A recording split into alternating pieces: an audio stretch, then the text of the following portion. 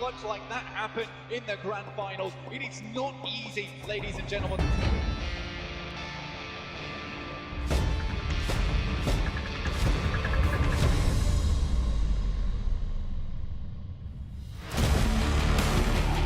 Octavian and Bazzi hitting the deck, going for the sprays out wide. Novolo into the great for them. Sebi now in the dust. Will find Reeves. Now just needs to deal with.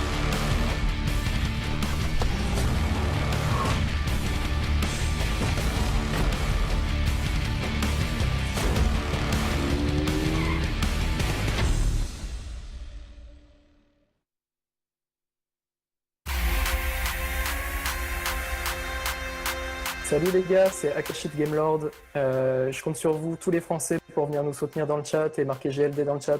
On vous attend et on va essayer de tout donner pour faire la meilleure performance possible au PMPL. Hello guys, it's Punks here, and you guys can come to watch us in PMPL and support me and my team. And don't forget the hashtag #WeAreYions. Hello, good day everybody. Come watch us PMPL Spring. Support us, Real Tigers 9 UK. Thank you. Hello guys, I'm Icy from Unicorns of Love. Come watch us in PMPL and support us. Hey everyone, Maxman here, and we are ready to jump into another season of the PMPL Western Europe. This time around is going to be the spring split of 2022. We're going to have a lot of great teams and a lot of great players, so you definitely do not want to miss out on the action. Be there, be square.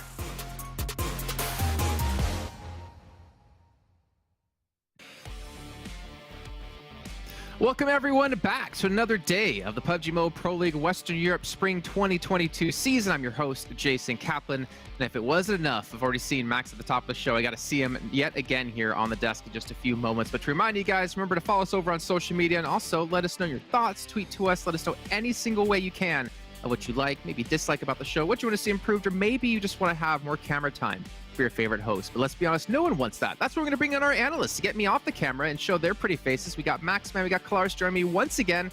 Max, you know, I'm glad you told us to watch PMPL. I'm glad you're here. I couldn't even defend myself. I'm not even on camera yet. It's like already a diss. Appreciate it. But no, I'm happy to be back. A little bit less, of course, because thank you for the kind words, Jason. But yeah, with Kalaris that's here and is hopefully going to be nice to me today, at least. That's right. I am the Peter Schmeichel of PUBG Mobile, and I'm here to tell you all about the good stuff that's going on. Neither of you know who Peter Schmeichel is, do you? No, never mind. Nice try. Well, I am the Serena Williams of PUBG Mobile. That's right. Yeah, 100%. And Max is my twin. Not really. Okay. Anyways, let's move on from this one. Let's talk about what all happened last week in League Play, right? Let's throw up the standings from League Play in particular so you guys can see which 16 teams will be participating here in this Super Weekend. And we had teams like Big, well, more importantly, a player like Mihi step up on the likes of Big to help pull them through. They came up first at the end of this. Yeah, I mean, I said it right after that chicken dinner. I said, could we apply a rule where if they do get a chicken dinner like that, we give them still $1,000 because that was an insane finish. Mihi able to get himself a 1v4 versus SWAT69, then a 1v2 to close off the game against the side of Shockwave, I believe it was. And of course, there was a second place for TJB, which is what we expect. But man, Mihi in particular is absolutely insane and potentially the best player in Europe right now. Yeah, got to speak to him a little bit after that as well, and really sowing the chaos throughout some of those scenarios that do go down. Obviously, he was, and we asked him basically whilst we were on air. I was like, I wonder if this, and he kind of, confirmed a lot of our suspicions as to what was going on in that moment. Throwing the grenade, causing the chaos there for SWAT69, and then the clutch against Shockwave as well. Shockwave, they should have moved. They should have been moving, but they were not, and Mihi takes advantage of it. Brilliant stuff. Well, it's good to know they are, well, he's watching the show. Now I need to watch my mouth and not trash talking anymore. No, but looking down the list, though, I mean, TJB, that's a team we have to touch on really quickly off the bat. 0 chicken dinners. Not only in League Play, they've had 0 throughout the entire event, if I'm not mistaken, which is very unlikely of this team of GK First of Lynn that we saw last year just dominate the entirety of the Western European scene. Yeah, I mean, they absolutely dominated last season. Of course, they need to try and rebuild that synergy with Leng and Lang being added to the team. And I still think that they are improving a little bit, but I still think that their heal-off strat should be a plan B, but they're committing to it really, really early. But there was actually a really cool little surprise that we saw in the League Play was that GK First was actually tied for top frag of the tournament, sorry, not the tournament, of League Play 2 with both Victor and Mihi. So the team might be silent, but GK First has stepped up a little bit more in the second week. But really, who cares about first place when you can guarantee yourself second place every single Sanhok, my friend? They may not have chicken dinners, but they've got plenty of med kits to boot. But there's only 3 Sanhoks this time around for the Super Weekend, so, we'll see how they fare. So only 3 second places for TJB at a minimum. Not going to be having themselves 4 when it comes to League Play. Let's take a look at the second page, though. These are the other 8 teams that'll be participating. And you're going to probably notice out there, if you missed League Play, there's a couple of names in here that we have not seen before. Yes. On the front page as well. Yeah, I mean, we're going to be seeing for the very first time, actually, it's going to be Vamos making in their very first Super Weekend. They were a little bit silent in the first League Play. Of course, that's the reason why they didn't make it. But I think that in terms of team play, especially, I believe it was Florin that really stood out to me for the team as being this big force for Vamos Esports. I hope they can try and play around that a little bit, but they still didn't qualify by a very significant margin. Sure, they did get that 1 chicken dinner, which was their ticket to the Super Weekend, but I think that we might see still a little bit of inconsistencies. But as a whole, we know this team can close off games, which is a very good mark of a team that can potentially perform in this Super Weekend. All Romanian Boys as well, of course, going to be joining us as well. That was from that first page, of course. We'll get a better opportunity to talk about them a little later on, but what they did in League Play was great, getting that 3rd place here this week around. Well, unfortunately, Rescue coming in 20th place after, again, a fantastic day 1 we saw back in week 1.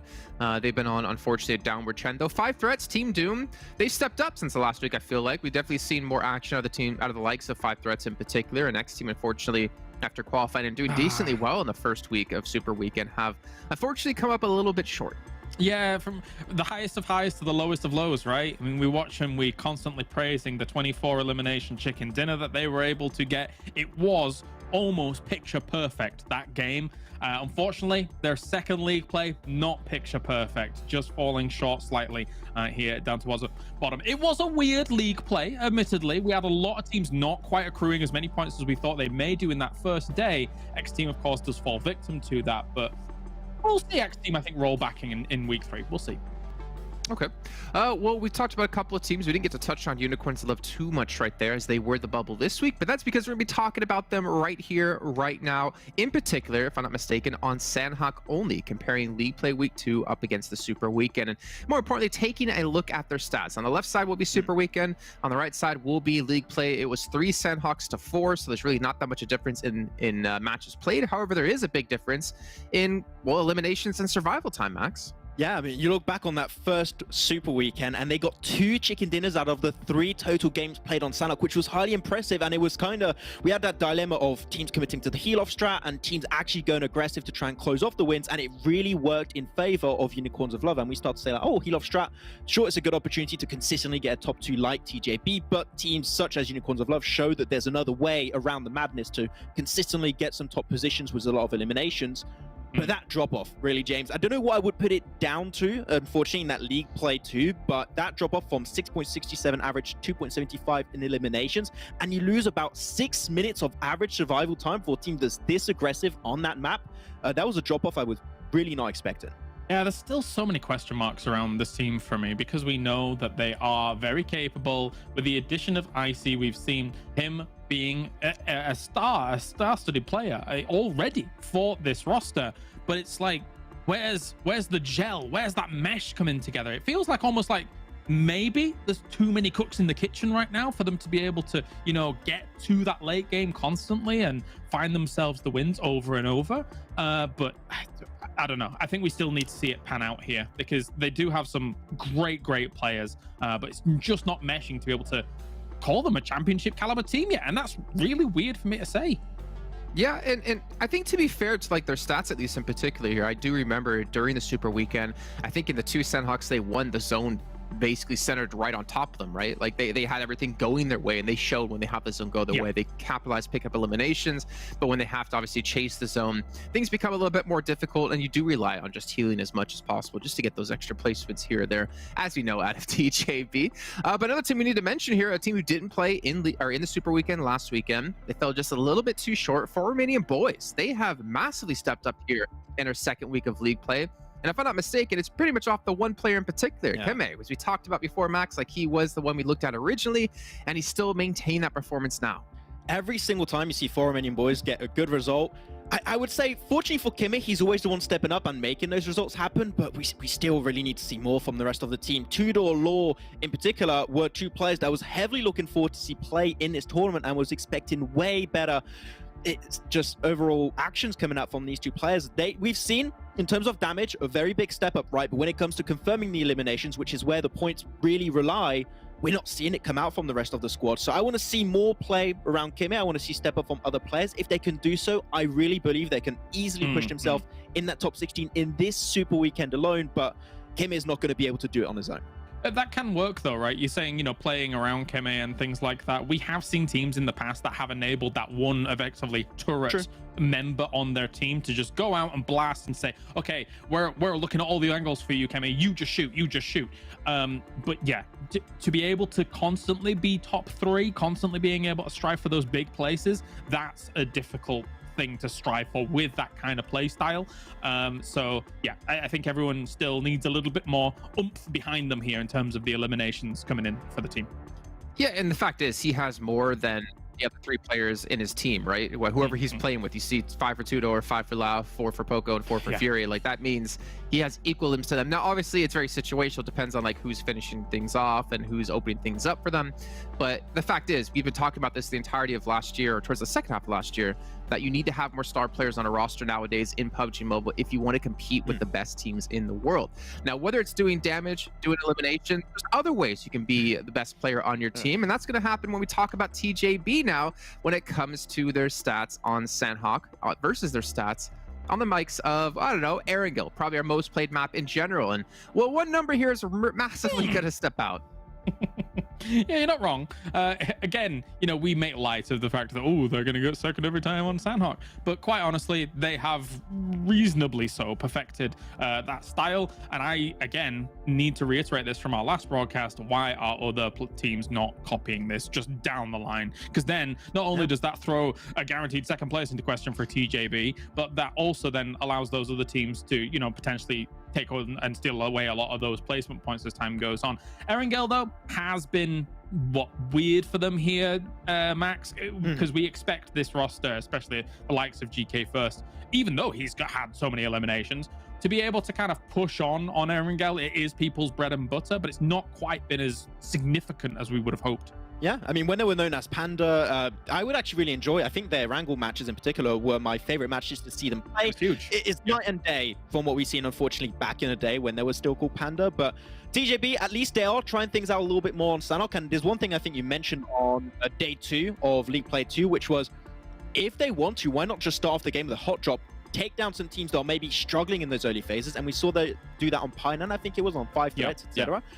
I think that they could try and play around that a little bit more. Maybe not actually hot drop in a compound, but maybe just get a position where you know you can stop a team to rotate, and then you can go pick up all the loot towards Summit and pick up the heal off. I think it will really set them apart even further ahead if they just get a few eliminations here and there. Yeah, but Max, if you take damage, they need to use healing, which means they can't use it later that's on the in the point. match, man. Come on, you gotta think ahead. Let's take a look, though. If you guys missed out the first week of Super Weekend, let's get an idea of where the standings currently sit. Remember, top 6 team at the end of our 3 Super Weekends will get into the finals. Also, every chicken dinner you get in the Super Weekend gets you $1,000. And right now, Game Lord is sitting on $5 grand. 5 stacks, man. Ooh. This team has been popping off here. But Max, we should put a little asterisk coming into this weekend. You were informed from Game Lord, from Akash, if I'm not mistaken, something in particular about the team. He woke me up at 1 a.m. for this very interesting information, actually. Yeah. Woke you up at 1 a.m.? He sent me a message at 1 a.m. I don't know, man. It's French time zone. I don't know what to tell you. But he sent me info that we're not going to be seeing any plays from Victor into this weekend. Actually, he's not going to be here any single time. Of course, one good thing that we did see from Game Lord is that no matter which player they have on the roster, each player will be able to perform. So I think Victor still being the top fragger, one of the top fraggers of the entire tournament. You'll still feel it a little bit, but I mean, the entire squad is just so goated at this point that it's not going to really hurt them too much. Sure. How many pros are sending you DMs at 1 a.m. pouring their heart and soul out to you, Max? Is that a common occurrence, or just Akashi? It's just Akashi. Okay. Just a boy. The French connection. I get you. Okay. And I get messages at 1 a.m. from Kalaris asking me how are we going to bully Max tomorrow on the show. So a little bit of a different thing. But I do wonder, though, for Game Lord, I mean, obviously we'd have to ask him, but is this maybe just a chance for everyone else to get some experience on the roster so then they can really push it when it comes into the finals, right? That's the end goal. Winning the finals. Yeah, exactly. Getting through to the European Regional Championships where you play against teams from around the world as well here in this part of the world. And there's obviously a lot more money on the line. But as we can see here down our list, we do have Shockwave currently sitting in 16th place. Now, remember, Rescue is not playing. So 15th place, well, keep in mind that team is not here. So 55 points kind of is that threshold right now. And obviously we have a team on the front page with X team not participating as well in this one. So Rescue are going to be sitting here just watching Kalaris, just hoping that teams that were just joined for the first week cannot catch up to them. But let's be honest, with the way 4 Romanian Boys were playing, we very likely could pass them. Yeah, this is ultra doable for Romanian Boys in particular, I think is fair to say here. I mean, to be honest, looking at how Vamos was able to kind of round out the league play, I would say this is very doable for them as well. Remember, it's 15 games here across the Super Weekend. So that's not even that big an average to get up to that 55-point mark. So yeah, I think you've got to be very scared if you're not playing the Super Weekend. Yeah, and in this Super Weekend, it is 3 days of action, 5 matches a day, and we're going to be doing the exact same order every single day. So we're not going to see like the Erangel, Sanhok, anymore. It's going to go back to a nice, lovely Erangel, Miramar, Erangel, Sanhok, Erangel. So 1 Miramar, 1 Sanhok a day. That means 3 in total of each of those, and we're going to be having 3, 6, 9 Erangels throughout the entire Super Weekend. I had to do math on air. I don't know how hard that is. And also, while you guys are watching, keep in mind, it's the 4th anniversary of PUBG Mobile here, and there's a lot of prizes to be won with our AR treasure hunt that is currently happening. Now I got to test Kalaris here, if he still has it. You got to head over to PUBGM4thDimension.com. That's the number 4 plus TH. Dimension.com. I love it. It was like floating to find and collect all these AR airdrops. There's 100,000 euros in prizes, and not to mention some limited edition iPhone 13s. Let's take a look at what else you can win here. We'll be back in just a second.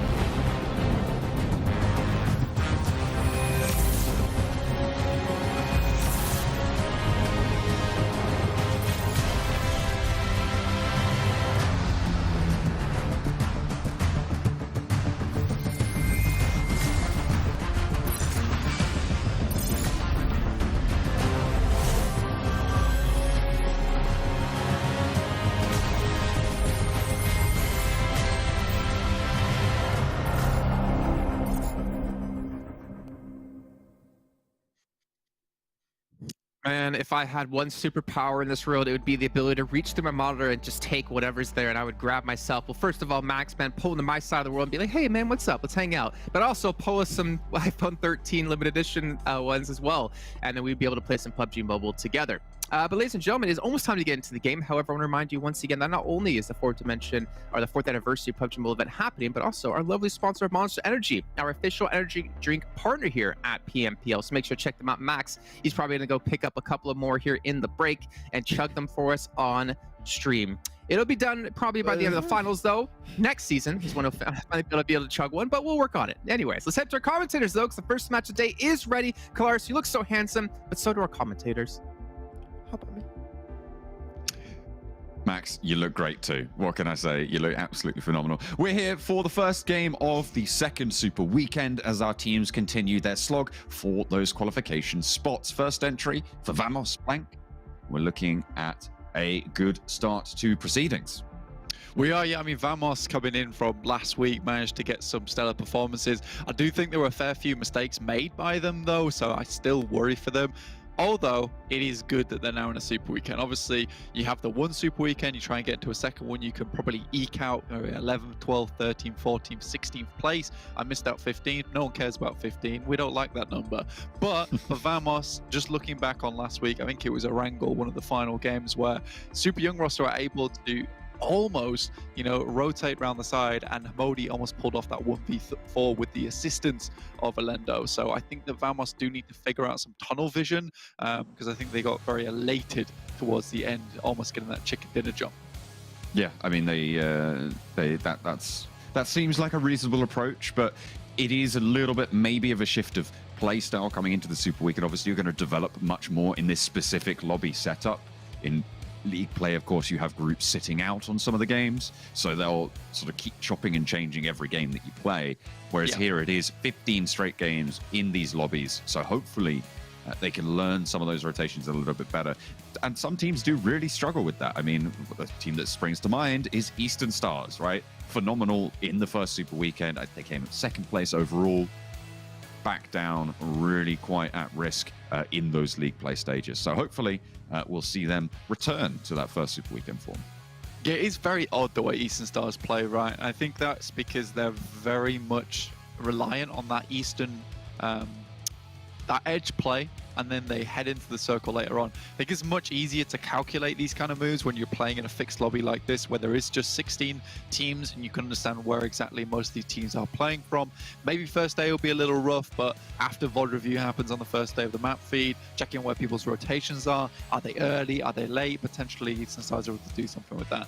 Another up Neuer was the starting point for this plane, so it does mean the Unicorns are going to get up towards the Popka a little bit late. Another team that did suffer in the league play, John, honestly not able to eke out as many points as I might have hoped, and they did pretty well in the first Super Weekend, developing a lot from their original league play, but this was a real bad league play for them, in my personal opinion. I think things could have gone a lot better. What was it, 16th place they qualified in?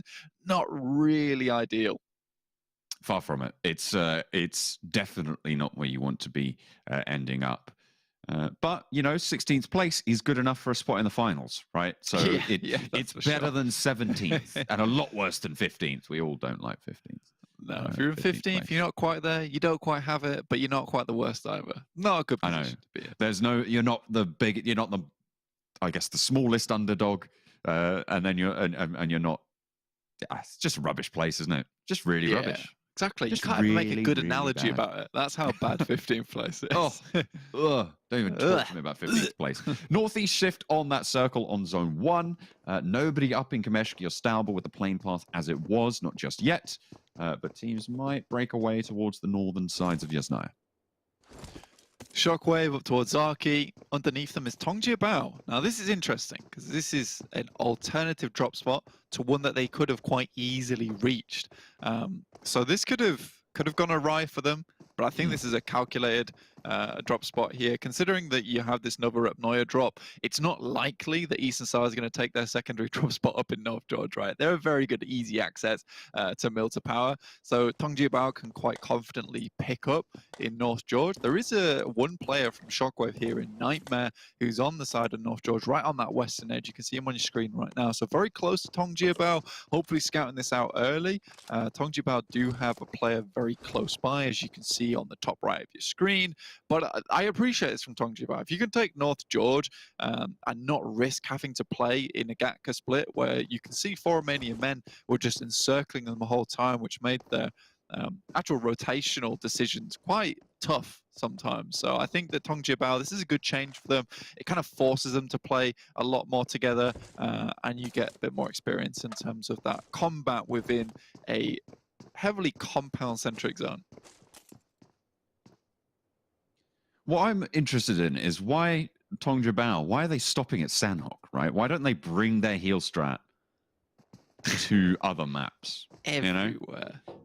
What if you just heal on every map? I mean, there's certain difficulties that you face, I suppose, on other maps that you don't quite face on Sanhok in terms of getting in towards those circles when then you can start healing a little bit later.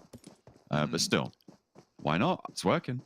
I think there's not a lot of funnel points, at least on Sanhok. I mean, the major funnel point that everyone knows of is north of Painan as you're coming through Quarry. A lot of teams can kind of crunch you there in the trash compactor. But on Erangel, there is a lot more funnel points that teams can take advantage of. Looking at Ruins, you know, over just underneath Stalberg, you're coming past Yasnaya. There's a lot of areas where it's quite difficult to find your way in without fighting or calculating the rotations to begin with. And I don't know if you agree with me, John, but in my opinion, on Sanhok, I don't think that the heal strat is ever TJB's first choice. I do think that they try and make it into the circle. They do try and make it to the end game, but then they always have the backup in the sense of, right, this has not worked out. Send Lin out. Send him out. Get him with the meds on, and he'll get some points up. I do think they just lose a lot of players early on that map, and it's not even a similar case to what we saw the meta developing in PMGC, where you would send 3 players in to essentially go die, but you would die valiantly, trying to take out other teams, get some limbs in, and that was good for you. Nightmare, though, currently on the windowsill. Don't jump. It's okay. TJB are on the way. Oh, and he's going to handle one as they step up forwards. The UMP at close range is devastating here. Langx going to have to fall back just a little bit and slow things down. Shockwave actually had backup coming through. Molotov to stop this push down the stairs. Smart from TJB. Lin, I think he caught just the sight of his helmet there on the roof side. So has to be worried. The rest of Shockwave have come in for the full backup now. But there's another knock coming in. It's GK first onto one of the backup players for Shockwave. Into the ground floor once again. They have not got the res just yet. And the ground floor is now occupied by Seiko. At least they do get that even up, though. So we are in a 3v3, and it was that outside member going for that. Nice Molotov will cause some rotations that have to occur for Shockwave, who are moving up to the top floor. Lengx takes a bit of a hit there, but still on bended knee. Might be able to bring it up later. Lin going down is atrocious, though, with the chance of TJB. 2v3, not easy. Now is when they need another knock, or at least to pick one of these players up, but I doubt it's happening. Shockwave's taking this moment to pick their last member up off the floor. It's difficult. Looks like they're going to go for Langx here, whilst the fight has just slightly slowed down. If they disengage from this fight, TJB, they might be able to get across to Lin and get another res on board. It looks like they're going to be able to get one up. The nades are coming through thick and fast to try and suppress that line. You can see low HP bars across the board for the majority of TJB. One player really full fighting force right now. That's Lang Z, and he steps up for the team. Nightmare takes a tumble. Lang Z out the window, wants to push this advantage. There's 2 players out here. A nicely timed nade might do it, but no, the molly's far, and he falls as well. Tumbling down. Now it's just Langx inside the building with GK first on the backup. Spray around the corner is good. The crossfire for GK first finds 1, finds 2. Oh my God! TJB hold the building. Absolutely brutal crossfire from GK first. I think that fight was going extremely well for Shockwave until they just sent all into the building and just got picked apart. That was so unfortunate there for Shockwave, because I did think that the way they controlled that fight was nice. There was a really good regroup for the 4v1 on one player, and then they just sent Hail Mary into the building, just hoping for anything. And I think TJB had spent their time setting something like that up with the nice little distract from Leng X coming to play, with GK first then hitting the drop shot, and there was almost nothing that they could do there. So really well done to TJB. Sure, they lose one player, but that's a salvage situation. Not what you're looking for. Not at all, but good news for the new drop spot. We'll have to see if that is going to remain. PENTA on the south coast now, a little bit further ahead for Romanian Men on their rotational path east into this zone. Yeah, they do get out of Sosnovka. I think PENTA's starting to figure it out. You know, they're getting their dots, they're lining them up. There are a little bit of inconsistencies here where, you know, a fair few of the dots are going off the board, but I think that at the moment PENTA is getting a lot more comfortable with these rotations, and we're seeing a lot less of these just full sends into the circle. You can see over towards North George, TJB have not been able to move yet. They do get a ray of hope coming their way with this circle that heads up towards the north side, so they can just shimmy across shooting range and get into a fairly decent position within the forest to try and stay out of action for a little bit longer. For Romanian Boys, new startup in the lobby, coming through from the league play after just sadly missing out on the first super weekend because of Eastern Stars getting a single point ahead of them. This time they've got a lot to prove here, but Keme really the one shouldering the entire team. Really nice graphic that we showed on the desk there, really illustrating that. I think he was doubling the damage of the majority of his team there. So I think it's just time for maybe Keme to continue deadlifting, all the rest of the team to start standing up alongside him. Certainly necessary, and their main target is, of course, the other team that has played in only one super weekend. It's X team, who did have some pretty big games in their last super weekend. In fact, the biggest of games, right? Big game. A big game, sure. Okay, a big game.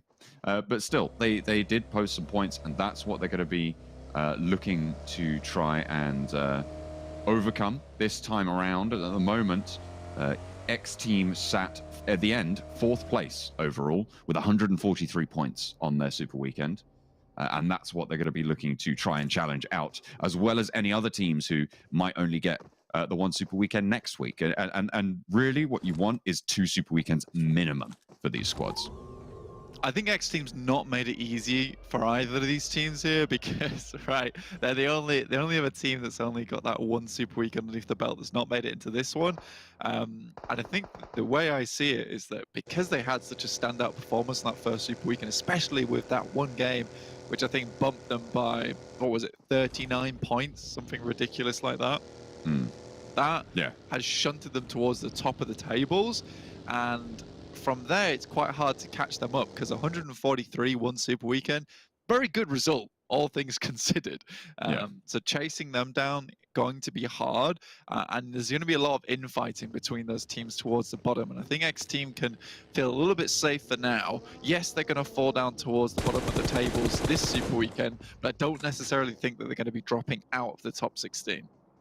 Giants taking a couple of pot shots over to PENTA, not really seeing any results for it other than maybe a little bit of presence known. Teams migrating up north. Probably the slowest team to the zone right now, Swat 69 on the southeast side, currently passing Milta Power.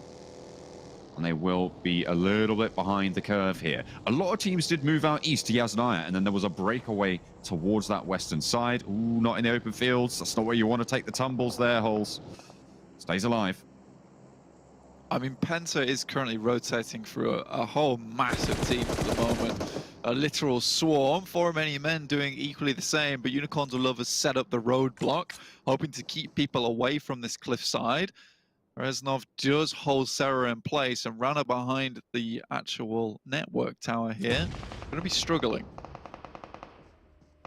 Romanian Men spot Daddy and get the flush as well. Not much to do there, but there is a lot of other players from the Unicorns of Love. A big wide split here for the Unicorns of Love, so they cannot really back up any team members that go down. And if they push forwards, if they lose Reznov, it could be disastrous, but standing strong now. wants to regroup with the rest of the team. You can see immediately moving into cover. With this circle shift as well, like the eastern side of the map becomes not really where you want to be anymore, because you have a lot of landmass that is taken up, or at least negative, by the amount of water that's still in this circle. So it is a little rough right now, and I think landmass is going to become extremely valuable for these teams. Eastern Stars have rocked up into the middle of this fight with 4 Romanian men and Unicorns of Love. And Doran might just spot Eliseo, but no, Eliseo's down on the deck. You can see him shimmying there on the hillsides, up to the tree. That's where he wants to find himself. Kapahala popping those nades over the top, and Octavian spots out Do. Octavian, I think, one of the standout players from this team, if not the standout player throughout this tournament, with incredible 1v4s over on Sanhok. Very, very cool stuff. The Eastern Stars, this is a good start to their game. Kapahala has to move around the side, but Doran's got his back here. And this is the kind of team play that we were missing from Eastern Stars in the league play, which suddenly crops up again back in Super Weekend. This is a unified team. What? Doran and Kapahala moving as a pair, and they're moving into teams that are playing 1-1-1 splits right now. This is a really solid entry to the fight. They don't have a lot of time to be playing around with here, and you can see they are establishing their off angles. But what I want to see from the Eastern Stars is if they can get another pick, disengage. But unfortunately, Resnov riding strong on the hillside makes them a little bit slower, a little bit worse for wear. Athis has that off angle, but Icy has the beat on Octavian. A quick swivel around the headland, and he should be in cover. Yeah, immediately back up here. Athis does finally take down Eliseo. I love that Athis does this so much. He likes to play outside of the blue in unexpected areas. It looks like Octavian, the way I see this play is that he's looking for a spot for the rest of the Eastern Stars to regroup on top of. So if he can move out early, find somewhere to play around, it's absolutely fine. And leaving the rest of Unicorns of Love behind now is the smart choice. You don't need to finish them off. You have just cleared off a team in your back lines. I don't need to finish off every single player. Resnov's most likely going to bleed out here. Icy Boss being that final remaining player. And Eastern Stars get a few points for their troubles. Octavian spots Resnov on the flush. And yeah, great roll up for the Eastern Stars, keeping all 4 alive as well. They'll be a little bit slow though. And swinging around to the north side here could be risky. You can see all of the Yasnaya Lake is still in this zone, with the northern shores occupied right now by Vamos and Game Lord, and a veritable wall at the moment on the eastern side. Yeah, I am surprised that TJB's managed to leapfrog big and get ahead of them. But with this shift, I hate it so much. A lot of fields in here, Yasnaya's in, but do you really want to take a position here early? Yes, it will provide you cover in terms of the compounds available, but what if it shifts away from here? What if you have to start playing on the banks? There's really no credible winning spot here. Yes, there's areas you can play which will give you the chance of that chicken dinner, but I think it's a very tough decision to make now going forward, especially for these teams on the west. There's really only one position you can take, which is over that bridge or heading into the water itself. So you do have to just send it at this point in time, because Game Lord, Vamos, they're holding that funnel choke point just underneath Stalber that I mentioned right at the beginning of the game. Fast cross for TJB, but Clear Visions have other ideas. Now, just one player left standing after their early brawl in North George.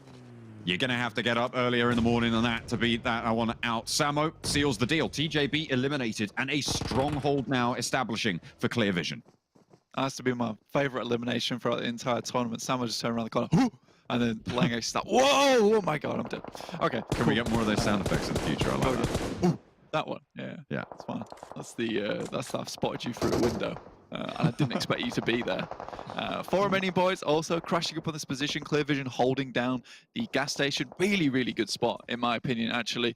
Very hard to crash on, considering the low walls outside. I think TJB, slightly easier prey, considering there wasn't many members in there. For Clear Vision, this almost felt like a desperation move, but what they didn't realize is it was only 2 players from TJB towards the end, so they had much easier case of it. I think they were expecting much more resistance coming through from TJB. So happy days for Clear Vision that they decided to take this up, even though they did see players also heading that way.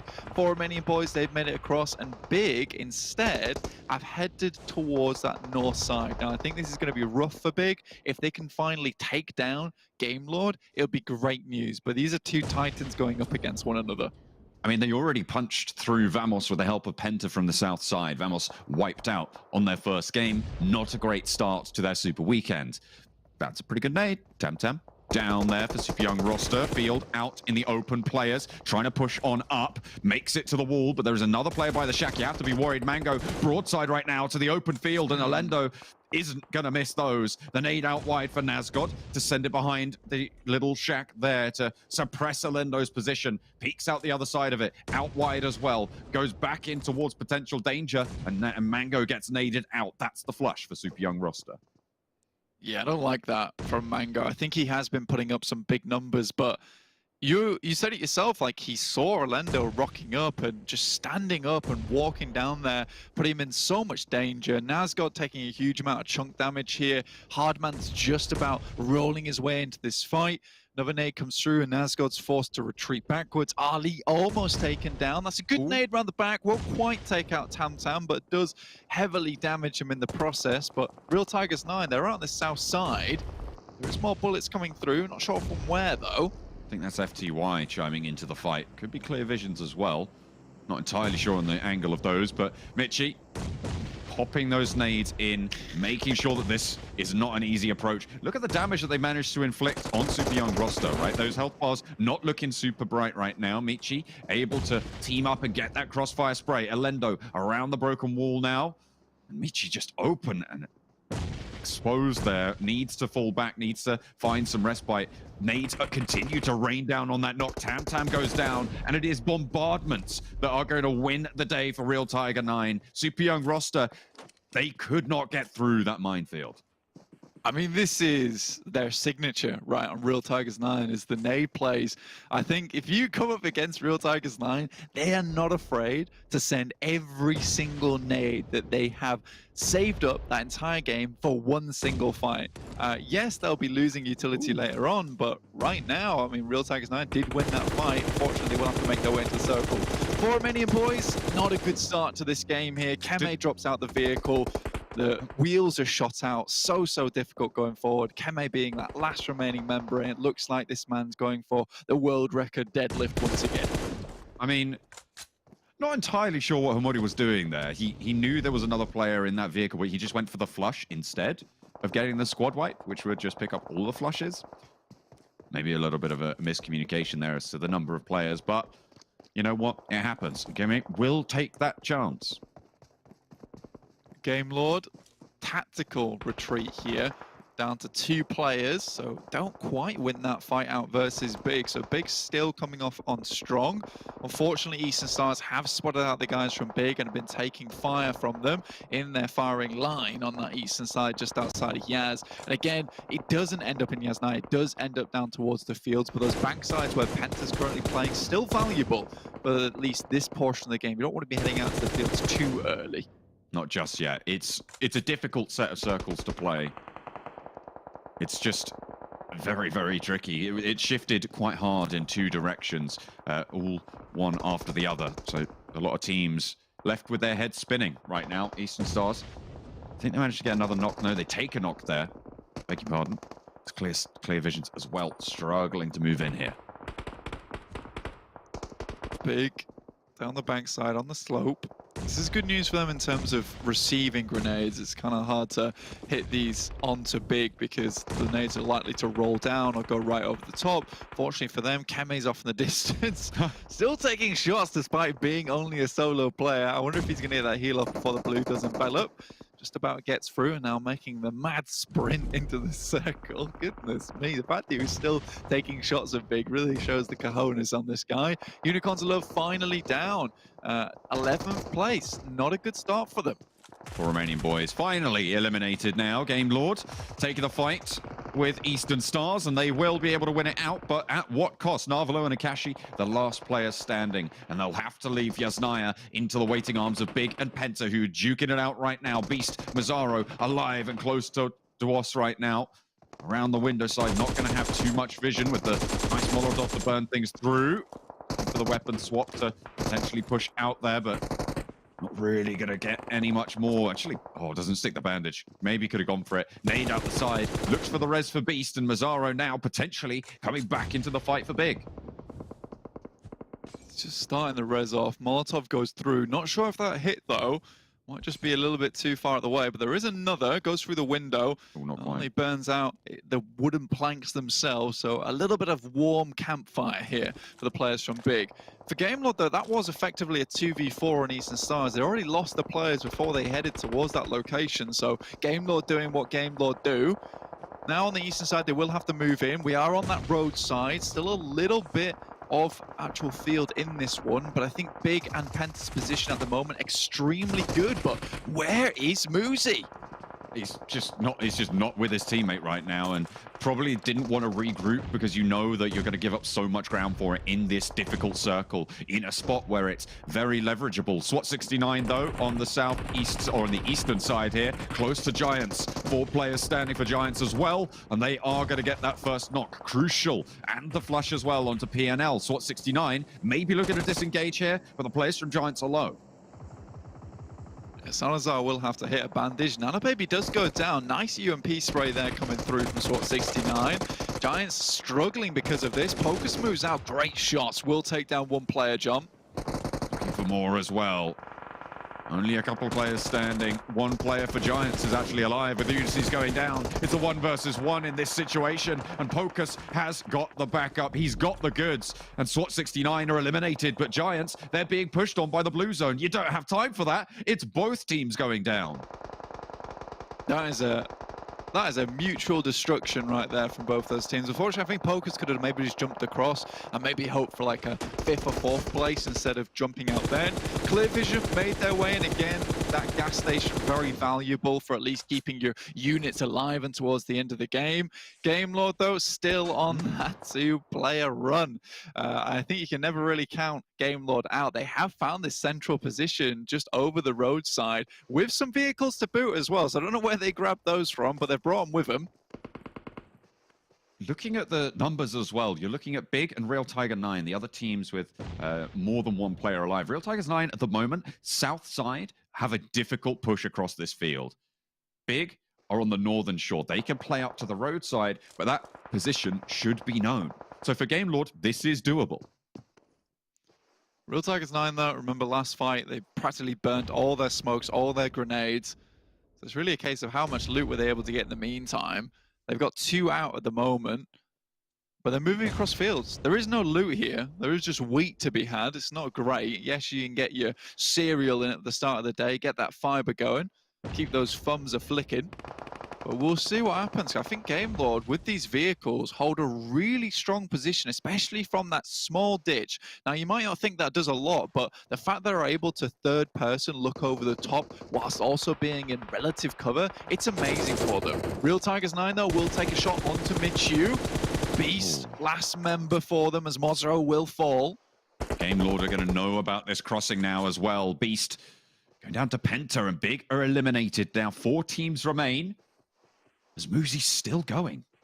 Yeah, it might have actually been a smart decision to not even help out his mate.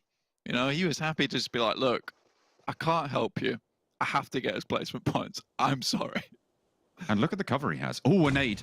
That's good. Onto Akashi, not getting the knock though, not just yet. Might try and pop another in. Navallo splits out wide. This is smart from Gamelord, but is it spotted? Is it known? No, the nade's short. I mean, they'll know where Muzi is now. These nades are being stopped by the hay bales.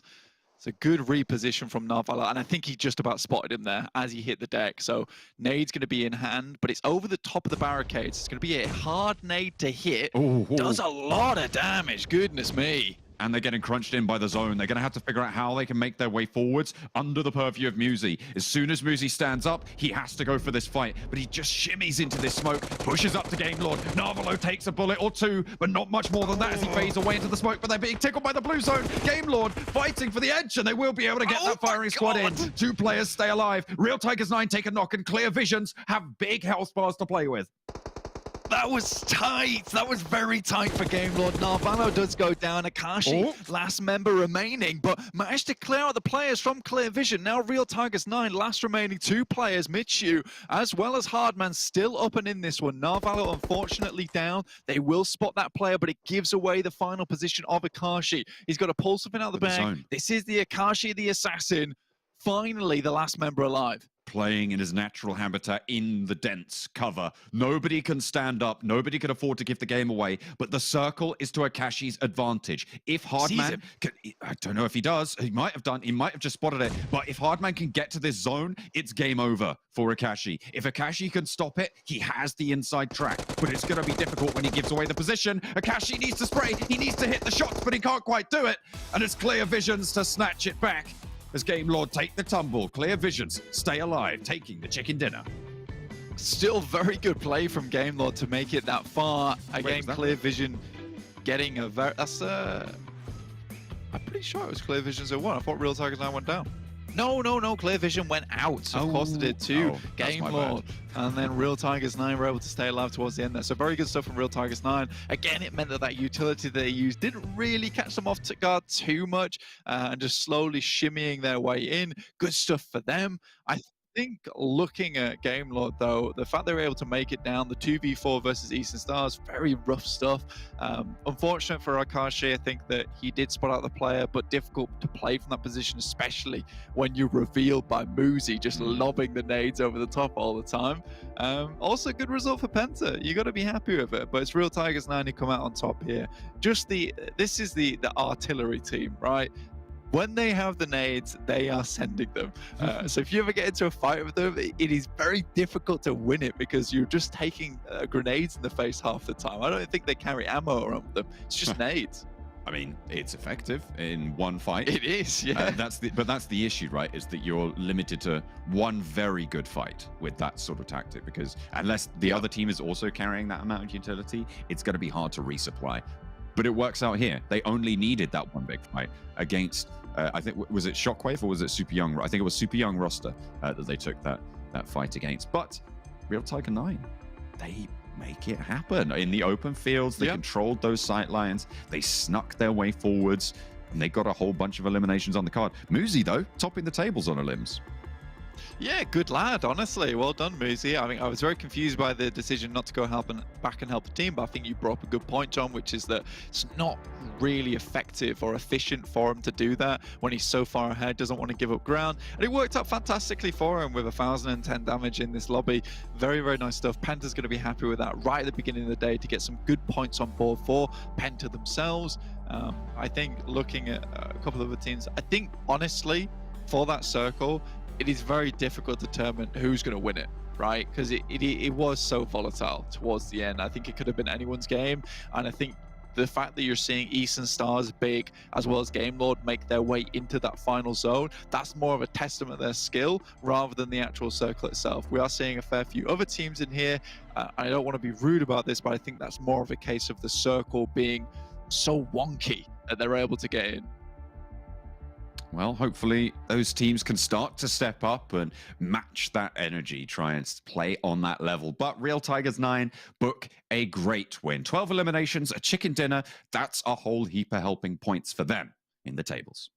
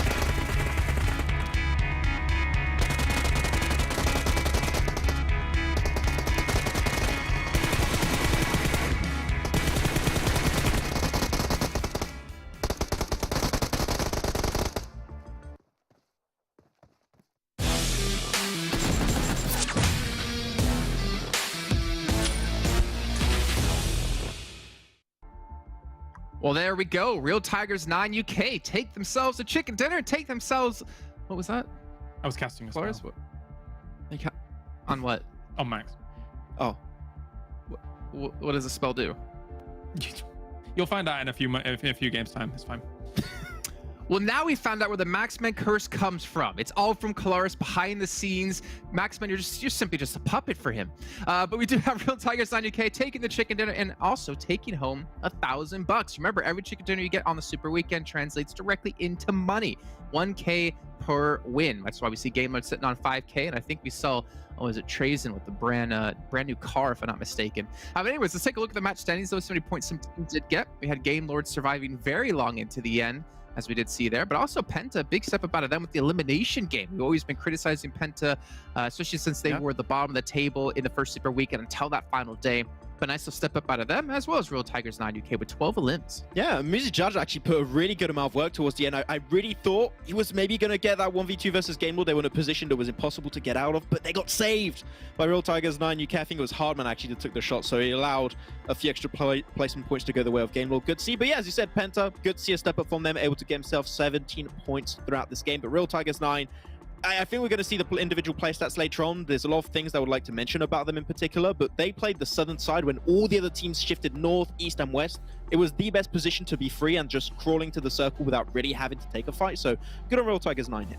Yeah, they took up good spots. Transitioning from compounds, sending Nowsgod as kind of that anchor position in the fields, because you need an anchor position in the field when a circle like this is going to happen. But I feel like we need to, you know those tweets that people make where it's got the clapping in between every word? I guess I'll just do that, but without the clapping. Called the clapback. That's called clapback. Is it? I guess. Anyway, yep. How do Game Lord always salvage positions? It's ridiculous. What are you doing? Anyway, you clap every time you say a word. You're not supposed to clap on Barca. Anyway, never mind. The point is that 16 points for Game Lord is insane considering where they were in these circles. The fact that they managed to salvage this, get through onto the field, and then survive, I just don't understand. They're so good at this game. Yeah, you were mentioning, right? They were like north of Yasnaya Lake. Yeah. They even had Big behind them as well. And I believe while we were watching the game, you were mentioning how they had to make a split decision of either gatekeeping Big or pushing directly into the zone where they would eventually have to try to gatekeep Eastern Stars or would have been gatekept by Eastern Stars.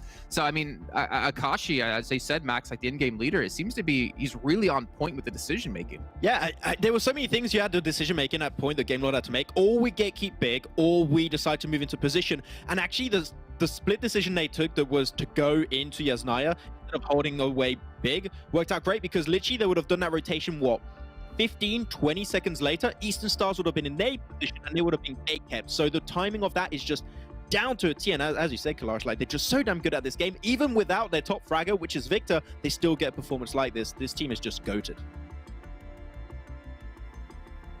Okay. I can confirm. I did see Kalaris nod, so I also agree that they are goated indeed. Let's look at Real Tiger 9 UK's though, right? We talked about this team. We talked about a certain player in particular, the one you interviewed, Max, on the media day. We talked about Mango being a real standout, a real star for the team, but we wanted to see, has that maybe changed a little bit? Has maybe other players stepped up on the roster? Again, you need to have a really deep pool of players on your team in terms of star power. And Michiu, we see right there, almost 900 damage done. Yeah, which makes me so happy. I always had that issue. We talked about it, for example, for Romanian Boys, mentioned it also for Real Tigers 9. It is always an issue where only one player steps up. As you also mentioned at the start of the show, Kalaris, you can play around that one individual player, but I think that when you're not as comfortable as Real Tigers 9 were coming into the Super Weekend, I think that this just makes it a lot more comfortable. Michiu having a really good impact, same as Hardman. In terms of damage, it's pretty even between those two players. Nowsgod not able to get as insane nades as we usually see, but this gives me hope for the future for Real Tigers 9 that we can see, hopefully, more consistency from these guys. Yeah, Real Tigers 9, or as I call them, the legit Lions 4, per their logo. They just, you know, they understood exactly what they had to do based on these circles. And it's not like they kind of just waltzed into it either. They had a compound they had to fight for, they won that. They had to transition north, there's a compound, they had to fight for the teams coming in from the west, they secure that and win that out. And again, the linchpin that you have of Nowsgod finding that spot in the fields, it's a difficult thing to, I think, balance, because getting to those fields at the right time and using that area can be difficult. You either gotta go with cars and use those as your kind of fortifications, or find yourself a nice hay bale, and then from that point on, it's all bets off the table in terms of, do you see a pixel in the wheat fields just slightly over there that you're going to be able to spray down? Well, Real Tigers 9 or Legit Lions 4, they did it. I do want to touch on something else before we do hop into talking a little bit more about Game Lord. We talked about when that zone shift happened, right? It was like it went to south of Yasnaya Lake. We saw Big and Game Lord have to rotate in, but we were really focused on like SWAT 69 having the ideal compound in that position. And then they had to the right-hand side or the eastern side, it was Giants. And we did eventually see how that battle broke out. Eventually, both teams did eventually fall to the blue zone here for SWAT 69. But I am wondering, for SWAT 69 in that position, like maybe Max, if they had a cleaner fight against Giants, do you think maybe there was a chance for them to transition back into the fields or into the fields for the first time and have more of an impact in that game? I would have to say it would have been just so much easier for them, because from how we saw the fight, we arrived midway through the fight to actually look out how it was happening.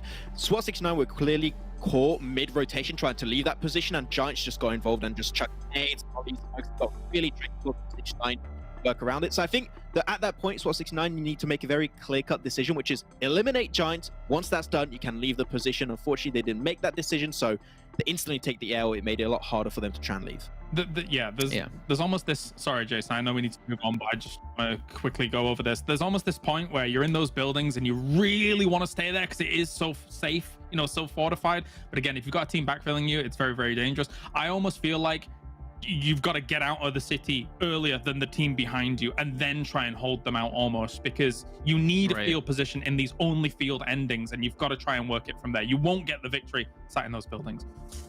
Okay, well, let's move on and talk about Game Lord now. We mentioned at the top of the show, or Max, you brought up that Akashi reached out to you at 1 a.m., slid into your DMs to let you know that Victor will not be playing here today in the Super Weekend, actually at all in the Super Weekend. So what about their stats, right? We know Victor's been one of the standout players for the team. Let's take a look at their overall average stats per player so far in this event. It's not what I was looking for, but you know what? I guess we'll run with it here. As we are. Okay, there we go. Hey, it's on point. They've got you. So we can see Victor is leading the charge here, but Navalo, Rob's, all with some really good stats, and we've seen Akashi's played out the most matches in the team. I mean, he's pretty much there every single match. And then Trey's we've seen subbed in a little bit, Spicy, even Rob's, I believe, as well. So we are seeing a couple other players able to have that star power, and considering you have 3 big hitters with Navarro, Victor, and Rob so far, like that's really dangerous. The fact that Victor has over a 2 average KDA right now throughout all of the, how many games did you say he played? Like 30 right now? He played, I believe, like 24, but I'll clarify that really quickly. I thought it was 6. 24, exactly, yes. Okay, 8,500 damage done in 24 matches. That is insane to think about. He's got this good of an. Now Navalu's even getting close to that average. Akashi's still just slightly under because he's GIGL. So you know what? He's still fragging out really good for an IGL. But we keep bringing up this point right here, Kalas, which is every single player of Game Lord has their job and they do it just so damn well every single time. Even the few times you see Spicy come in, he gets some really good results in for the team. So this is a team that's golden. If you're a sub, if you're the IGL, if you're the top fragger, like it doesn't matter. Everyone is popping off it. Yeah, clutch moments. And again, this is still the team to beat, Jason. You know what's scary, right? So you have Victor, 24 matches, 8,500 damage done. You got Navarro, 25 matches, 8,900 damage done. Rob's 23 matches played, 7,900 damage done, and not to mention like 5 road kills. But you have like these 3 players like combined, putting out almost 24,000 bits of damage. Like it's so dangerous to go against this, and considering they've not played every single match, right? They can rotate in and out. Yeah, it makes them so deadly, and for me it almost makes them probably the most complete team we have here in Western Europe. They've proven as well that they can take fights against the most capable people on this battleground right now. Teams like Big, teams like technically TJB, GK First and the like. Okay, well, let's take a look at the schedule again really quickly. If you missed out on the start of the show, we'll remind you guys about what's coming up right now and what's coming up later on in the day. We're going to be heading over to Miramar next, which means Erangel should be coming up thereafter, and if my memory serves me right, which it does, Sanhok coming up after that in match 4, and then Erangel once again in match 5. I believe it's time to head over to our commentators here for match 2, so let's kick things off. Thank you very much, gentlemen. Welcome, everybody. Blank, how are you doing today? I'm okay, I'm off center. That's not good. I don't like that. Put me back center. Let me sit up straight. Things are good. Back's feeling nice. Oh, yeah, that's good. I'm feeling nice now, right? Had that first game on Erangel. Game Lord coming second, but Real Tigers 9 with that explosive victory towards the end. Always good stuff. Back on Miramar, no more Sanhok every other game, which is God. Relief for me because it was too chaotic. Honestly, I couldn't keep up with all of it. I had nightmares. It was terrible. Just wake up in the middle of the night, just sweating. You like having PTSD. Oh, the jungle, the grass, the snaking. It was just too much. But it is nice to have Miramar on our screens once again. I've said it before, Blank. I think it's really one of the biggest, if not the truest, tests of how good a team can actually be within PUBG Mobile. Competitive. The playing path is upon us, and it's looking pretty good, my friend. I mean, that's pretty central, right? I like that. That's good. That's good. As you were on your camera. Yeah, well, now at least. Yeah, it looks nice. I like that. This is going to be good for a lot of teams. People will be able to get into where they want to go. I think the main difference is that a lot of these teams down towards the eastern side, Eastern Stars towards Impala, and Kids Unicorns live up towards El Azahar, might be dropping late, so their looting is going to come up late. This will all depend on how impactful it is considering where the circle will go, so that's going to be the most interesting difference in this game. So we'll wait till that does come up on the screen, but for the time being, it's been a while since we've seen Miramar. It's nice to be back on it, and I do agree, Imperium, this is a big test. There's a lot of rotational discipline you need to have on this map. You need to be smart where you're going, and it's not always a case of just send it into the circle because you can make it. There is a long way to go sometimes. Yeah, and the biggest test I'm looking out for is obviously with regards to the battle for that 16th place that ResQ currently holds on to, right? With Vamos getting 0 points in the first game, 4 Romanian Boys only getting 1 point in the first game. It hasn't been the best of starts, but with ResQ only getting an average of 3.67 points per game in that first super weekend, it's more than viable for one or both of those teams to reach over that 55-point mark. Yeah, exactly. I think that's where we're looking for at the moment. Taking a look at the map really quickly, circle over towards the eastern side, so it does really favor. I think this is a very kind map at the moment, because teams who got to drop out early, like Tongji about towards Ruins or La Copleria, where Vamos is currently at, they get to loot early, but they will have to move. Yes. Any team that dropped out late, they're already in the circle, so they don't have to move too much. So this is interesting. What is going on here? Tigers is just like, I am gonna beat you up with my car. I mean, none of it. No one's got any weapons though, so everyone's just on their way. All you can do is give them an unfriendly bump and then go back to your original looting plan. I find it kind of weird that teams are fighting over vehicles with this kind of playing path. Normally we see fighting over vehicles when it's maybe a very northerly playing path, a very southerly playing path, that's very much off kilter. But when it was a very central part that allowed the teams to get to pretty much most of their drop spots, having that fight for vehicles is really weird. Now, Halls has gone the opposite direction as his teammates heading towards Cruz de Val. I hope he knows where other teams around him are landing, because if he's not too careful, he could get caught out. Could do, but Shockwave equally very split at the moment between Penta and also Unicorns of Love. So you've got players in Graveyard, you've got players heading up towards Cruz de Val, El Azahar at the moment. Luckily, Unicorns of Love aren't heading up there. They're in Junkyard at the moment. I hope that this is not a sign of things to come, but we will see how they do play here on Miramar. I want to see an upgrade from Unicorns of Love. So far, it has felt very much like I've gone from, that beautiful limited edition iPhone 13 to iPhone 0, which I don't want. I want to be back at that beautiful PUBG Mobile limited edition iPhone 13 that everyone wants from the 4th Dimension event. Okay, give me that back, Unicorns of Love. Give me it back now. Look, Unicorns of Love, Blank has major demands, and he's not one to be messed with. You don't want to get on the bad side of Blank. Yeah. He does what is it? You do jujitsu, is it, or is it something else, or maybe a form of? You're a very dangerous man, is what I'm trying to say. Kung Fu, there you go. Kung Fu. So, like that's a pretty big threat. So I agree with you. To be fair, I don't know exactly what's going wrong for them, because obviously I'm not in their camp, I'm not in their server, I'm not in their team chats, I'm not in their comms, but from having a look back at the games over the League Week 2 and even using the first game of the day as an example, it kind of feels like they get tunnel vision sometimes, that they focus too much on maybe what is directly in front of them, and they don't think whether it's going to be 15 or 35 seconds ahead on what could happen to them, whether it's a third party, whether it's a circle shifting up. And I think at times that hurts them in a big way, and they're just not as free-flowing as they should be to get those strong results. I think it's a great point you bring up, to be honest with you, because it's kind of a symptom of what they're suffering from, is that tunnel vision. I mean, especially on Erangel, let's just go back to that really quickly.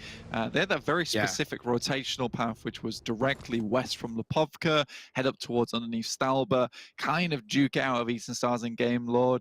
But now teams are adjusting how they're playing that. Eastern Stars aren't always heading up there. Eastern Stars sometimes staying out in the blue. Sometimes Game Lord's heading towards the lakeside and just chilling there like predators. And I think Unicorns of Love, they're still doing the same old. So I think that although things got better, they need to keep improving, keep being dynamic in these games. That's what I want to see from these guys. Anyway, I think that we've talked enough about Unicorns of Love. All right, I'm gonna leave it at that. I think it's because we like them so much. I mean, these guys, we've cast them for a long time.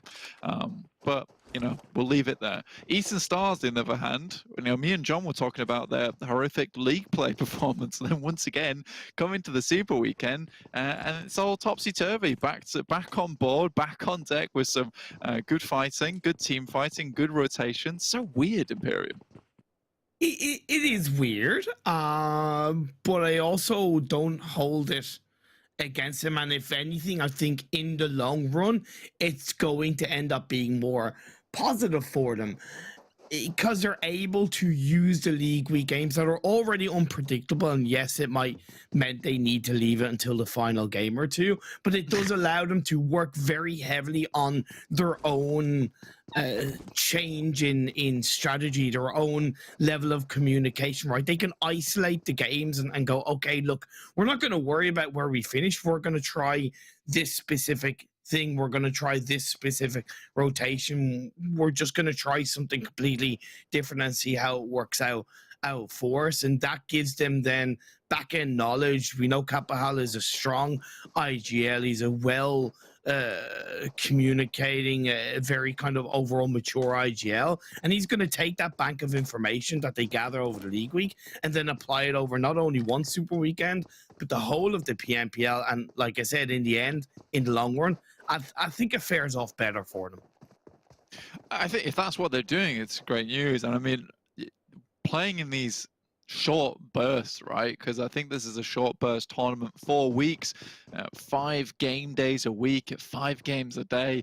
You know, you're playing a lot of PUBG Mobile, not to mention all the times these players are taking outside of the tournament to practice. I think it's like having almost that scrim mentality in league play. It's not a bad idea. And if that's what Eastern Stars are getting up to, you know, we've seen they're in league play, they do some weird and odd things sometimes. And if this is just purely to experiment, see what works, see what doesn't work, I mean, their league play was certainly not as bad as their first league play, which was positively terrifying. And you really are right when it comes to final game statistics there for Eastern Stars. I think it's fine for them. I think if you want to play scrim play style in league play, but as long as you make it to Super Weekend, absolutely fine. Go for it. Now, Big, rocking up close to the members of Giants. I do appreciate that Big has switched up their drop spot to Chumisera, what looks to be a bit of a permanent change, and they're able to open a knock onto Giants from behind.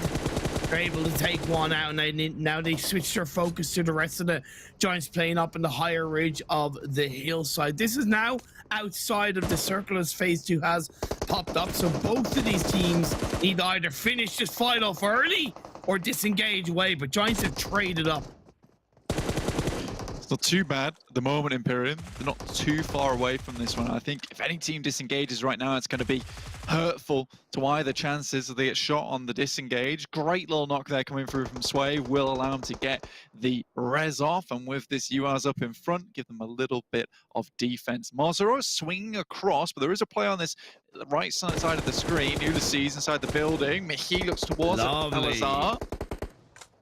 Beautiful spray from Salazar. I really actually like the individual 1-1 split from Giants. It's not ideal because they're down to 2 players, but I really believe Salazar can support Ulysses a little bit more. But as Ulysses swings around, he's going to get isolated out, caught out, and that leaves Salazar on his own. Bit of a poor, I think, reposition movement from Ulysses there, and it meant he's really kind of allowed his whole team to crumble down and Big pick up the squad wipe. That's extremely well played from Big, especially from playing down the slope too.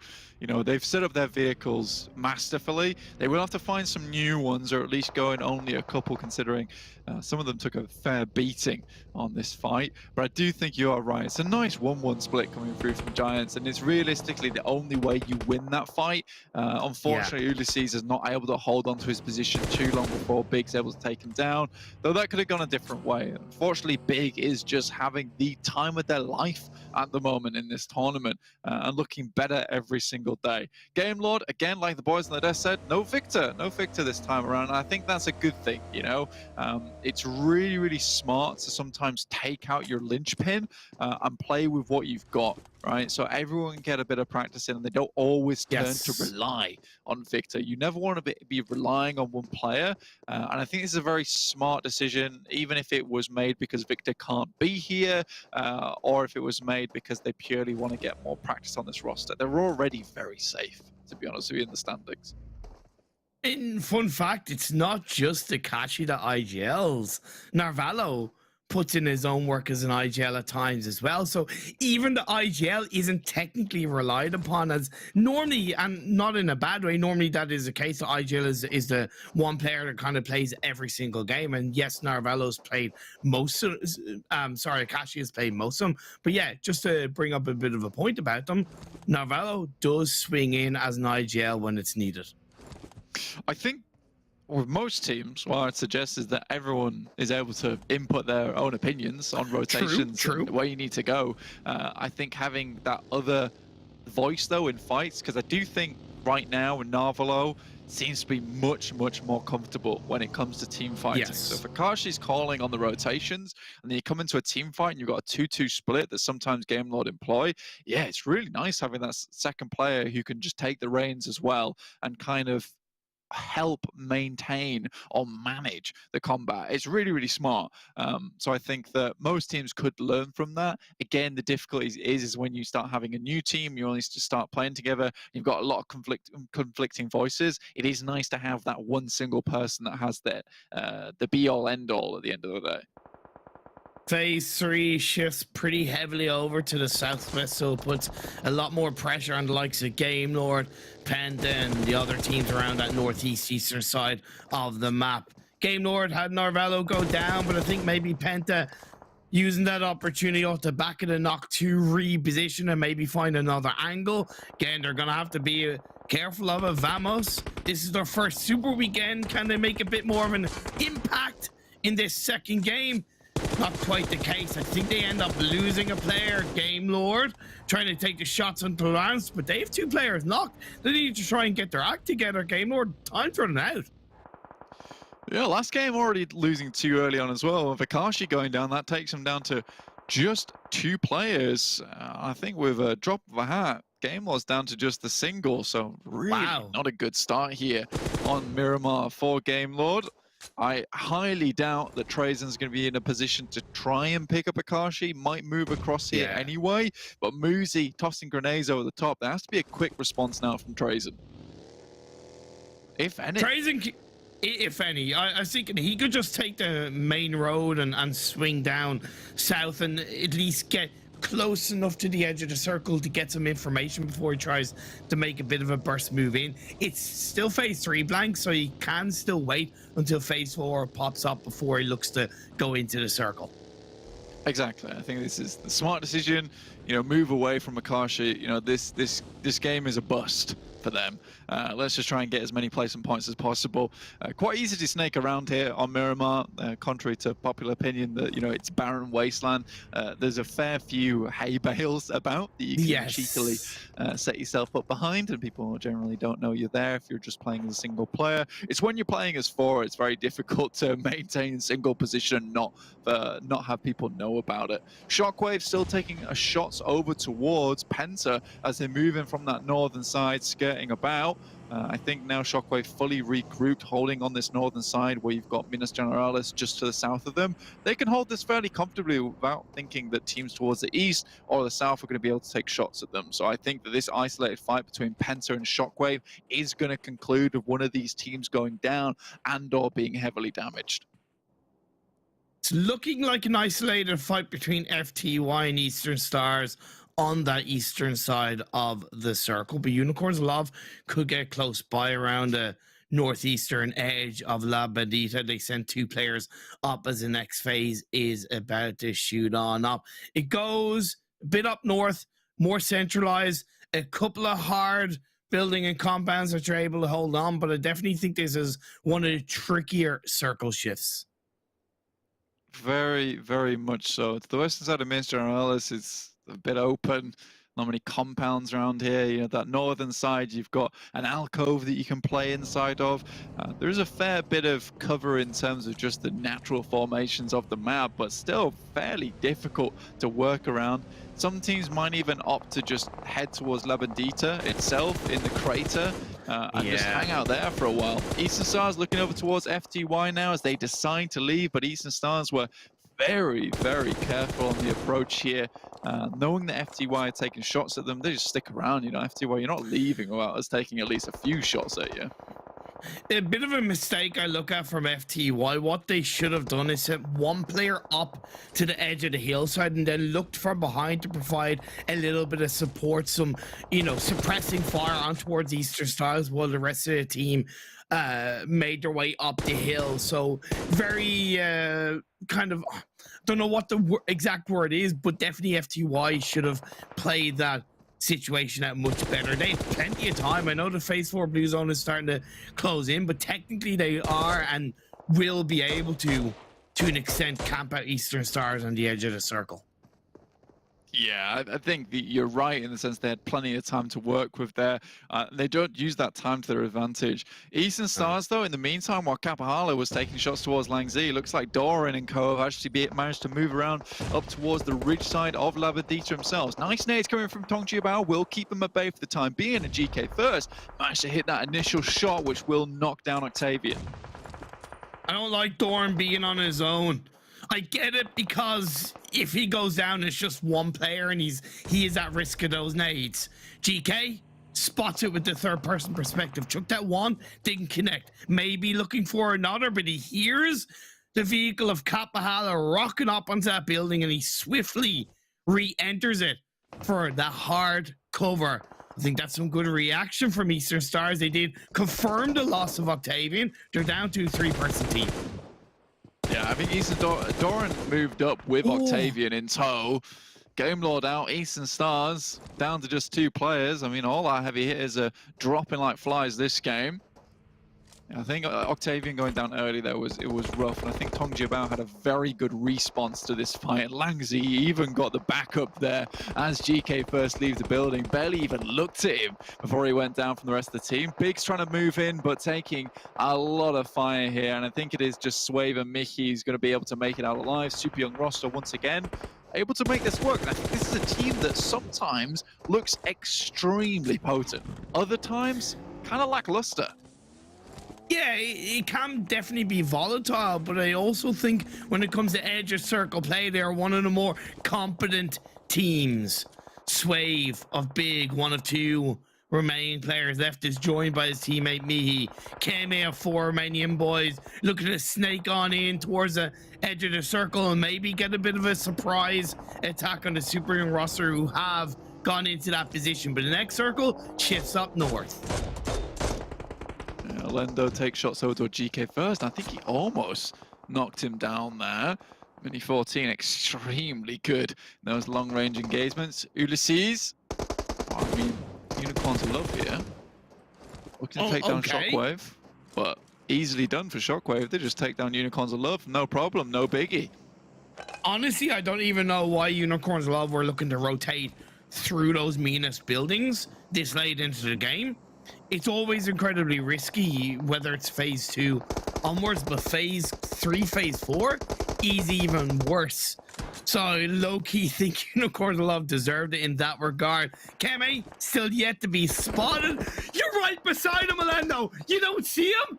You don't see him? This is BTR level. This is right. This is literally the rising spot, by the way. Yeah. Yeah.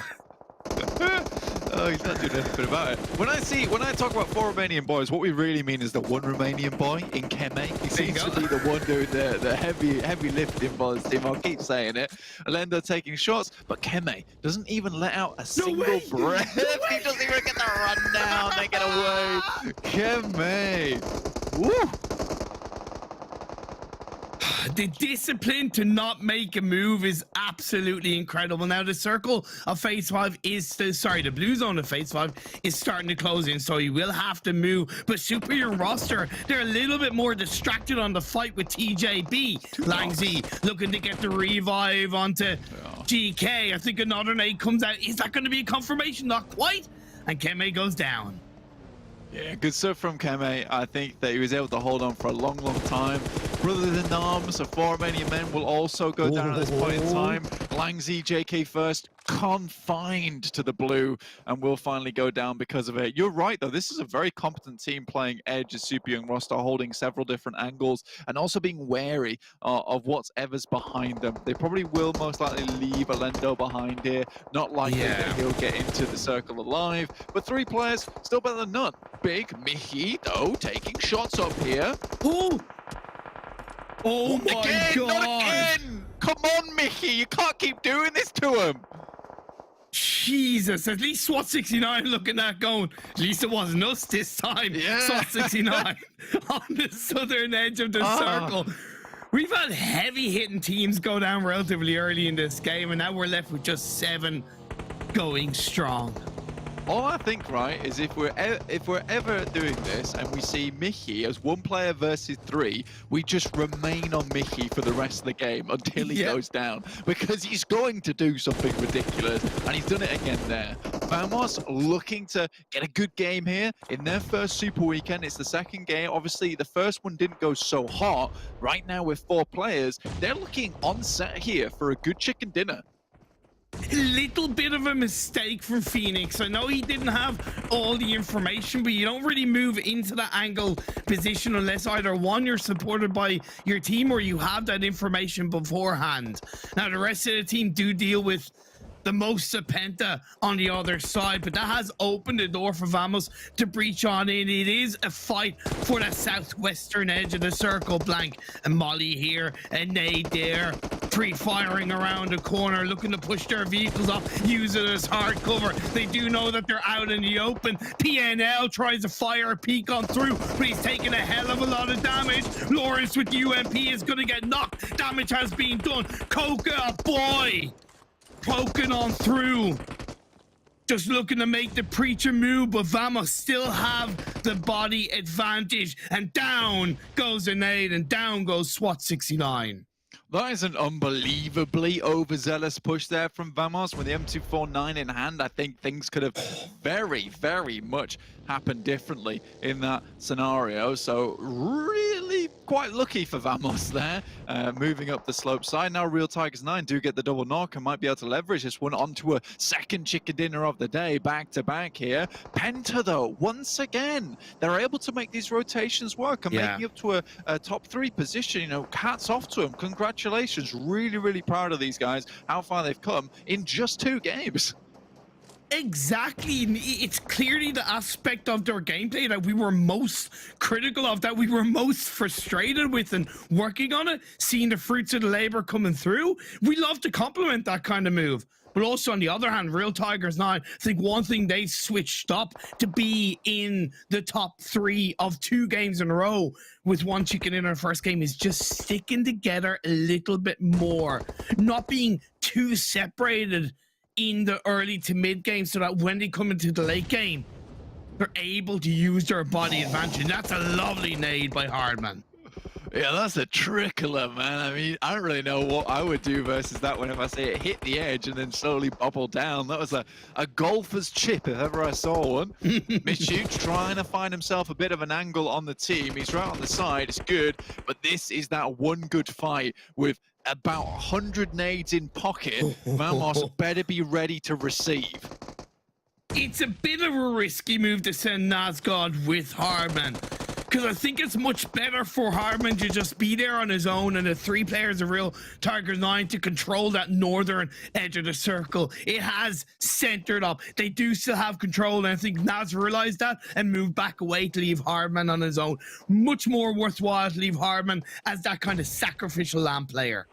Yeah, he's playing the pawn whilst you got the old kings and queens and knights over here, and that's fine. If you sacrifice that single chip, it's absolutely okay, because if he could slow down the approach or at least cause chaos in the front, it's going to allow the rest of Real Tigers 9 to lay down the hurt. Great smokes though from Vamos so far. We got 7 limbs coming through from Real Tigers 9, 8 limbs for Vamos.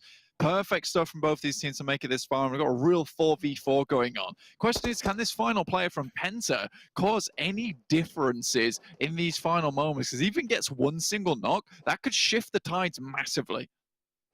I really hope Real Tigers 9 still has it in their head that there's 1 player of PENTA still alive. Vamos probably shouldn't have any real idea, because they were on the opposite side of the circle. Lorenz runs for the hills, but he doesn't quite survive to run for his life. Gets knocked, and Costi on the other side is also going to be a player going down. And Vamos, it looks so good, but in the end, he's going to be whittled down to now just 1 player. Holes finds 1 flush in the midst of that, so that's an extra point total to his name. And he could even take a shot over towards a final player from Vamos, but he does look preoccupied with the guys from Real Tigers 9. I think with the position that Real Tigers 9 currently have and the circle shift that we saw come through, it was almost impossible for Vamos to finish this one out. Looks like the final player from Vamos is out in the blue, trying to make it in. Last player down, and PENTA will secure themselves a 2nd place. If it wasn't for a different map, I'd be kind of looking at this and going, is this deja vu? Real Tigers 9 get a back-to-back chicken dinner in Super Weekend number 2 blank. Yeah, this is unbelievable stuff. Very, very nice rotations, keeping 4 alive. And this wasn't a quiet game either. You know, you're looking at 11 eliminations here versus Vamos. I think we're doomed from that singular circle shift, sadly. We're going to take a quick look at the winner stats here for Real Tigers 9. Again, what a good game. 2,226 damage, only 467 damage received with 11 eliminations. I'm going to have to keep a closer eye on these guys. And out of the 11 eliminations, 8 of them came from Mango alone. He is such a ridiculous player. He is. He's quite strong. Yeah. But once again, like, I think it's the fact that they've tightened things up as a team that's allowing the rest of the team to support him more completely. Then everybody wins. Mango gets more elimination points. The team gets stronger results.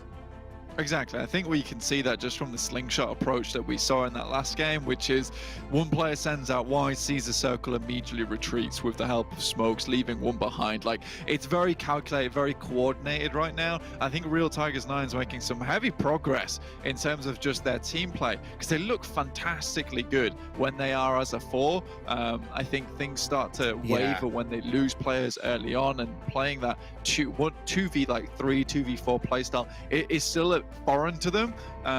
So I think if they can continue this approach of just safe pushes into the end game, find a good position to play from, that's beautiful stuff. See Mango there, he's got the most innate eliminations with 0. Okay. But, you know, let's put Mango on the page 3 times. What the heck? Look, he kind of deserves to be on that most net eliminations, even with 0, just because of the fact that he got 8 eliminations in total with 840 damage. That's some wonderful return on investment, right? It's like absolute clinical play. It's like, oh yeah, every damage I do is pretty much guaranteed an elimination point, at least in this second game of the day. The team is just looking extremely fluid right now, Blank. Yeah, Mango don't miss. That's what it's all about. We love to see it. Unfortunately, Vindex, Lin, they've been traveling for a long time, but it's not quite enough to push Mango out with the triple crossed arms. You know, this guy is not letting anyone past him. He's barring the doors here on Miramar. So very, very well done. I think that we are seeing some changes to who we're looking at the top, but I will go back to one thing, which is PENTA. Really, really well done so far. I think rotationally, they are really upgrading their game. Things are changing, and it's pleasant to see some of these lower teams that are down currently are making some improvements coming into Super Weekend too. It certainly is. Well, let's go for a bit of a quick break. Back to back, then back to the desk.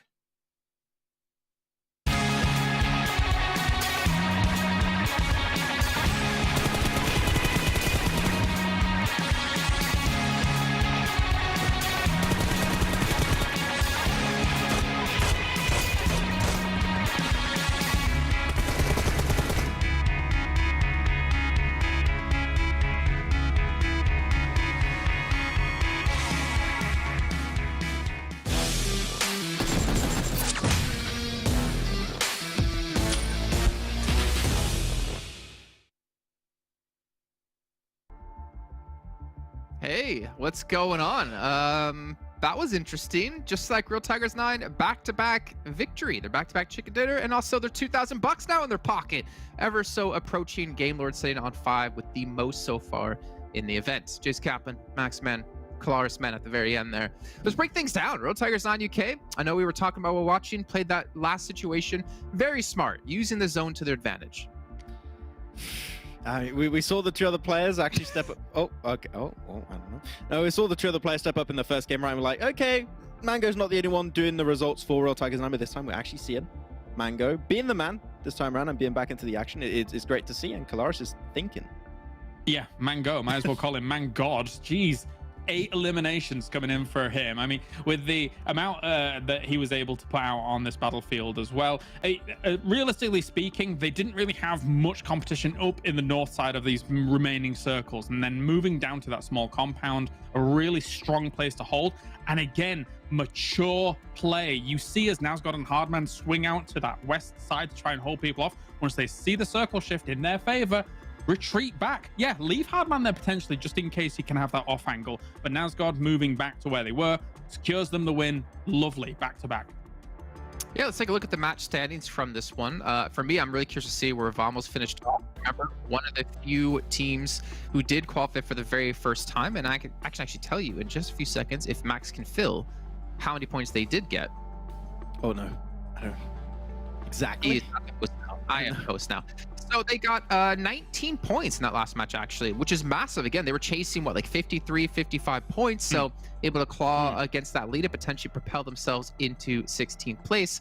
We're going to head to a video. Don't know what it is, but enjoy.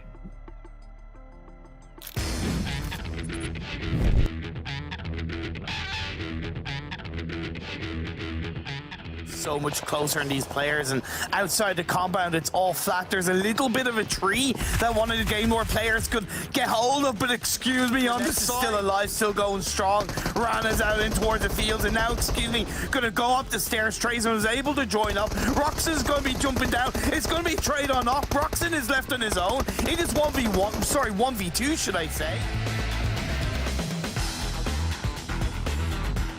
Did a good game, and they are having that good game. If a couple more teams can get knocked out, they're going to be in places. Ooh. That's going to be the headshot coming in from Storm past it. Hardman trying to get himself repositioned. The smokes are down though, so he can't quite see Bujo. He's going to spray in though, find himself the kill onto him. Down, but it certainly does not end their run, and Nade goes a little bit too far forward. Mishi with the M2494X. Job done. Happy days.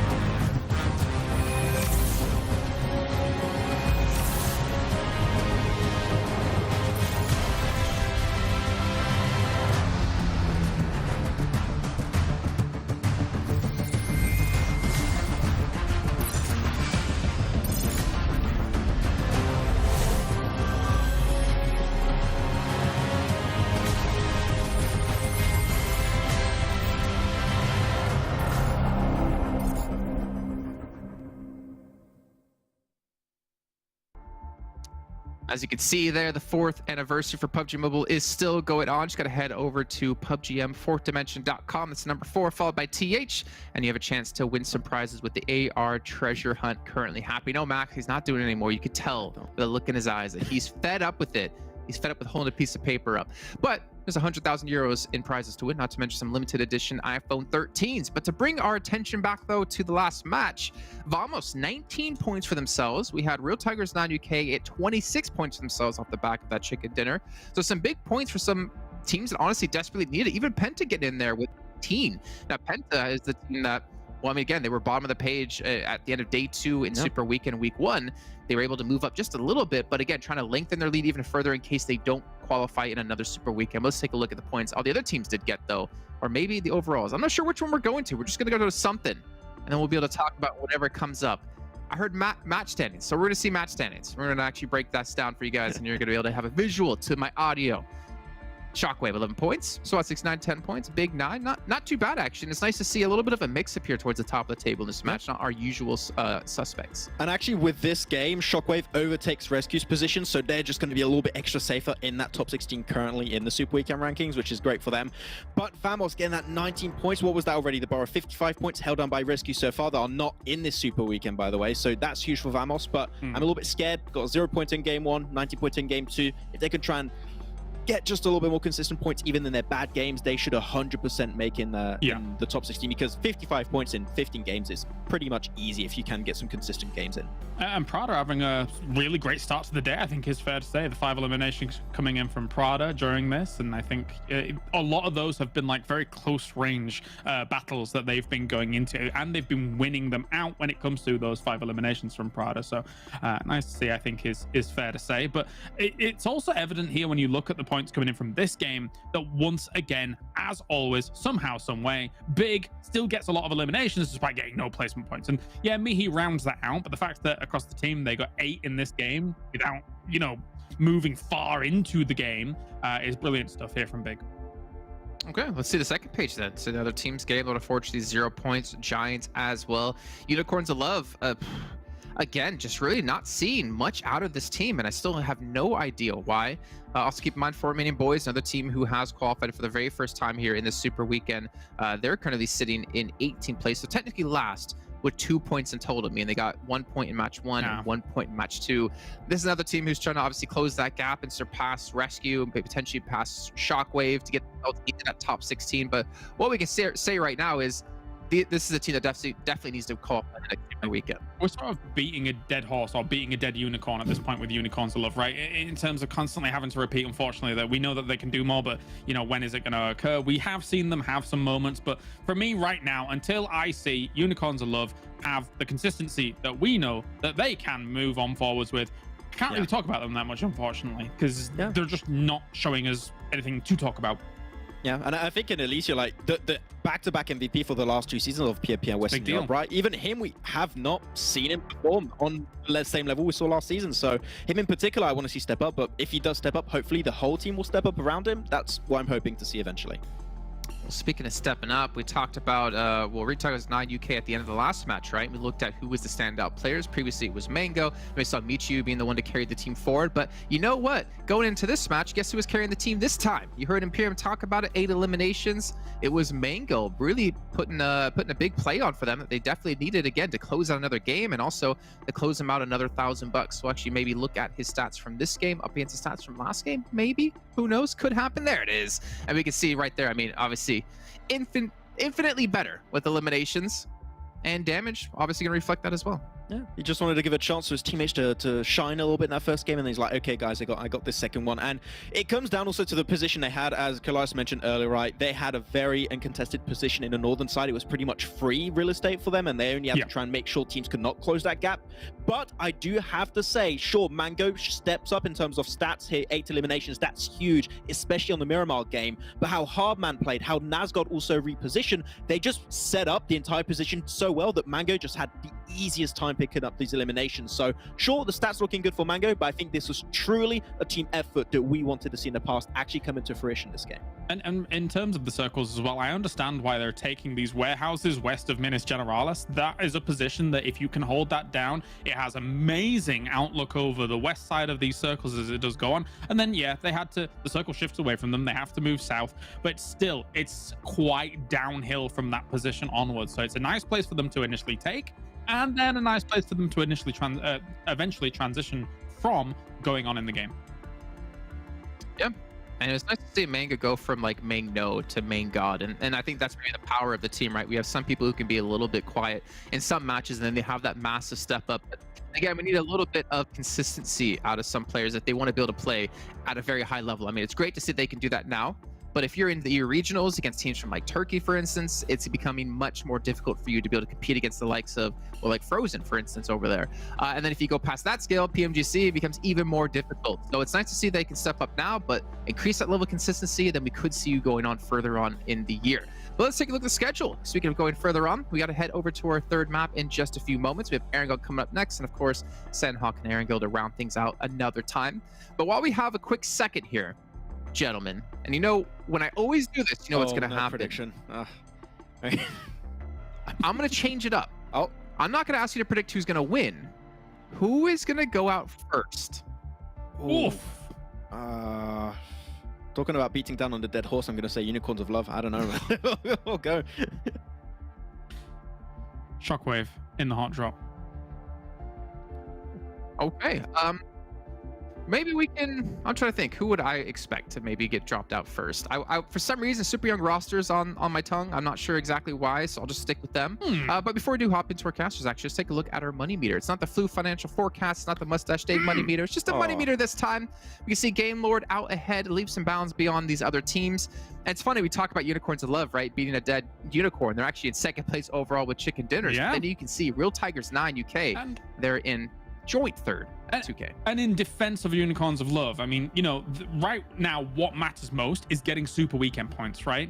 And they got 131 in the previous Super Weekend, which is technically, I mean, as long as you're kind of doing enough here throughout these next Super Weekends, or even just qualifying, that's enough to get you into the finals. So yeah, in theory, you know, at this roster, veteran roster, you take away maybe some of the lessons you're learning here, and who knows what goes on in that league finals. So yeah, so far they're doing all right when it comes to the Flu Financial Forecast.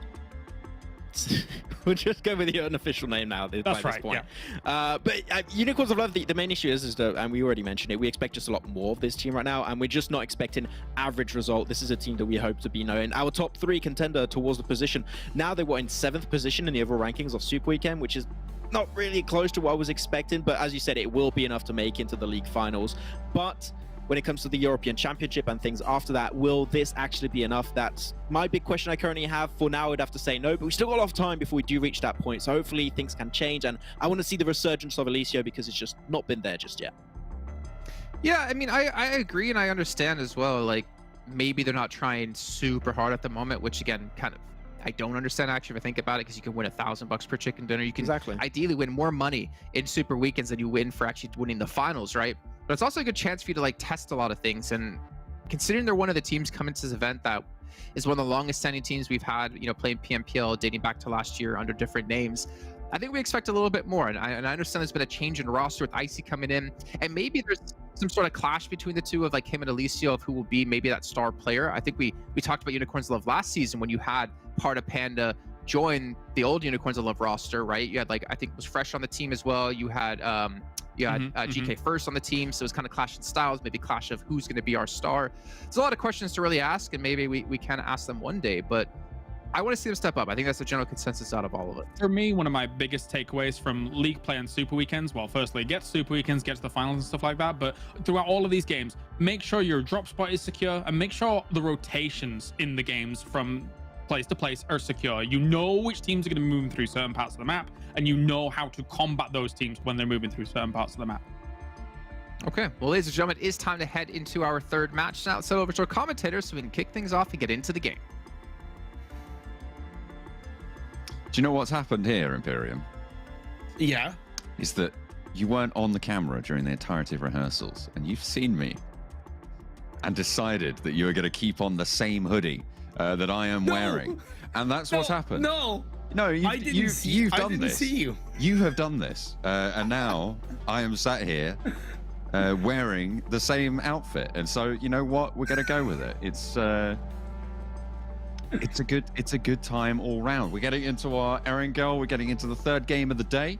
And yeah, we're going to be looking for some step-ups from the bottom of the tables. I mean, specifically down right towards the bottom. We're going to be looking for the step-up. I've completely drawn a blank on that one. 4 Romanian Boys. Sorry, there we go. Yes. Finally looking for a good game from them to fill out their first day's points total. Vamos. They got a couple of points on board and they need to keep going if they're going to keep up with, well, to be fair, Rescue's boundary, not super high. But if they want to strike out towards X team, they're going to need a lot more leg room.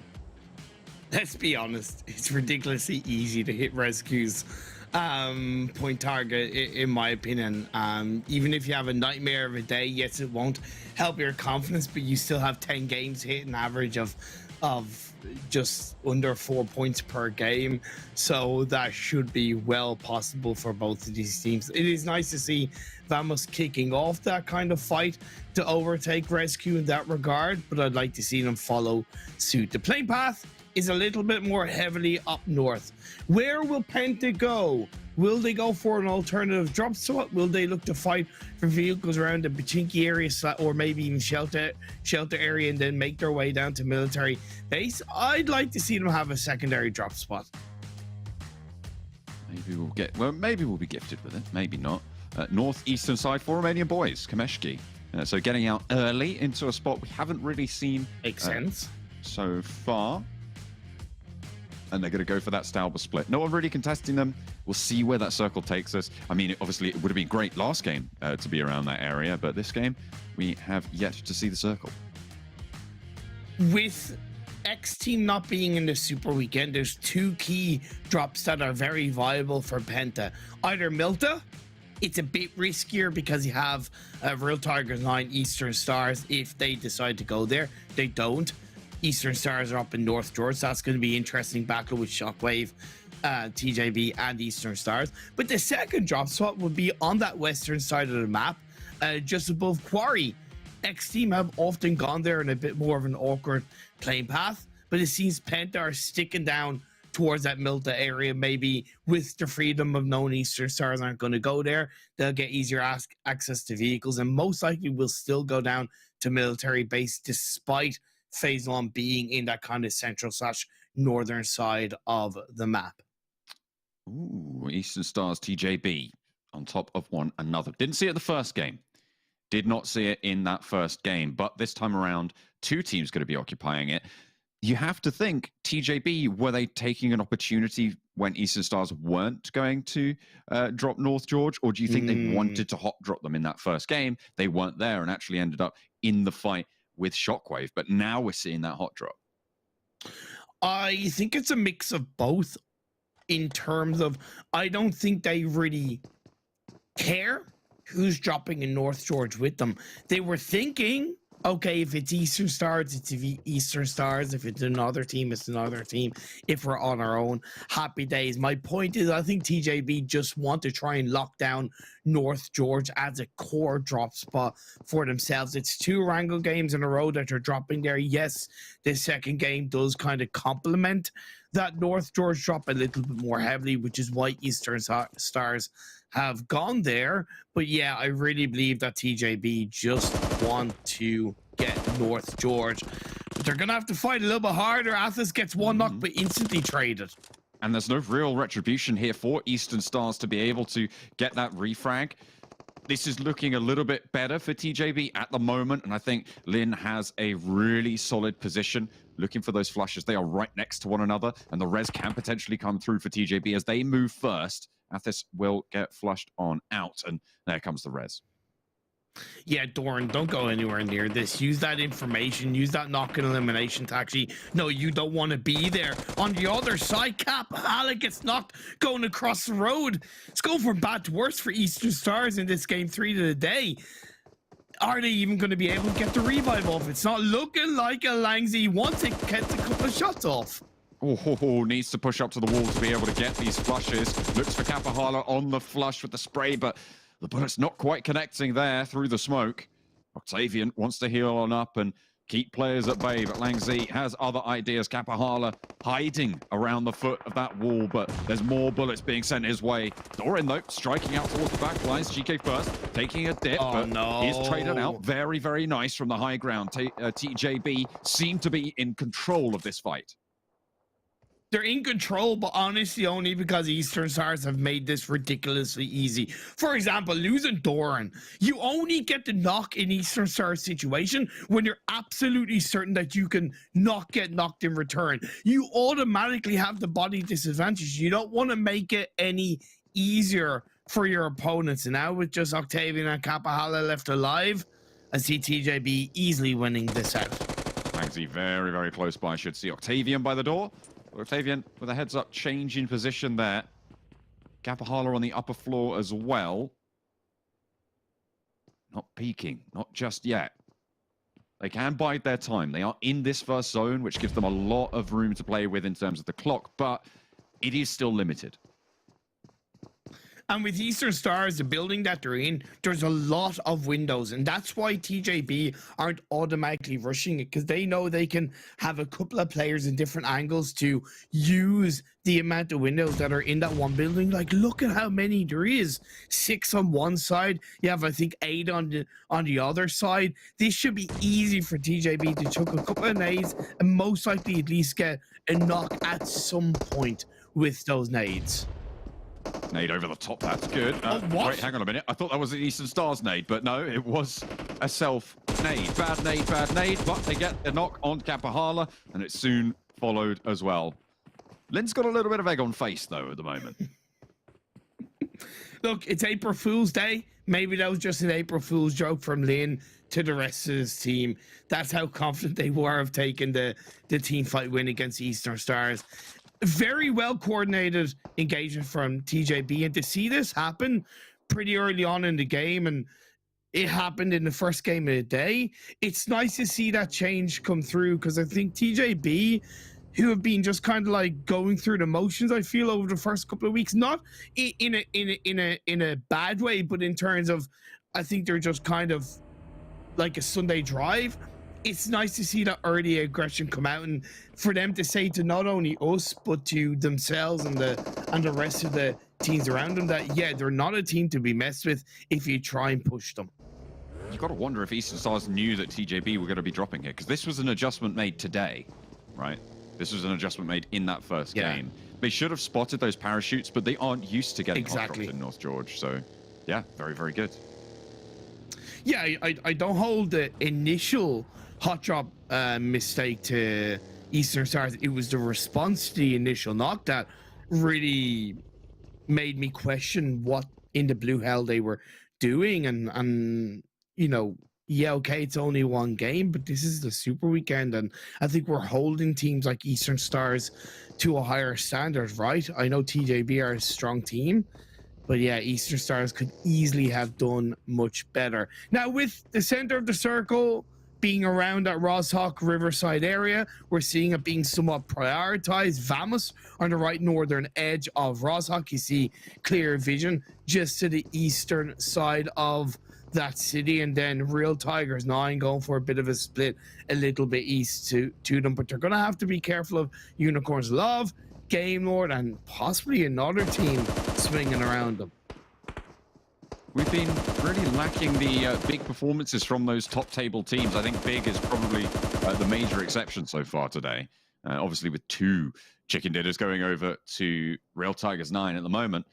They're having a good day. We'll see if they can keep that one going. Unicorns of Love very close by, actually, out to the eastern side of Real Tigers 9 right now. And FTY have an outpost in Addis, seemingly fairly isolated, but Regroup may be looking to come in. Beg your pardon, for FTY as knocks across the fields, but Addis sends out in the buggy. There's a lot of protection from the back there, and should be pretty difficult to land those shots for Daddy, but he's into the building and looking for high ground. That isn't the kind of compound that you try and scout or anchor so late into phase 1, right? It's a beautifully strong compound, that J compound. Yes, there's a bit of risk in play because one of the buildings has a lot of windows, but you're able to get a lot of sight lines on areas around you, such as apartments, school, the eastern edge of Rozhok, the kind of more northern side towards where Game Lord are outside of Yasnaya. And as it happens, phase 2 does shift up towards the northeast, somewhat to an extent, a bit of a similar circle trend that we saw in game 1 of the day around the outside of Yasnaya. That field finish is very much on the cards. A lot of that potential. Still rolling through these games. FTY regroup. They will be back to full 4, all close together in a single compound, so they are starting to play that crunched up game. Yeah, it's not bad. I think it was a well responded disengagement from Addis and the whole of FTY off the threat of losing at least one player. Vamos are about to lose one player. Gets knocked on the northern side of the river as Vamos reposition. Here's the thing. I don't think Vamos needed to reposition from the high northern side of Rozhok. They could have stayed where they were and punished like the 4 Romanian men swinging through the north side of the river. Something that they could learn from and other teams need to be aware of. You don't always have to reposition on a circle shift. No, not always. You're right. But they do go south and they lose Kosti for it. They lose that player on the outpost. And now for Romanian Men, they're going to do a similar 3-1 split, but the other way around now. As Redox will have cover from that south bank, thanks to his teammates, as well as having a little bit of an outpost to control if they need to shift down south. I think if they were going to move, that's the move that Vamos should have made. But Real Tigers 9, our double chicken dinner winners today, are left down to Mango, the man of the hour. He's been so dominant against so many teams, but Big might prove to be just too much of a hurdle for him to get over now. Icy will be able to hear this, will scout this out, and actually wants to get into the fray.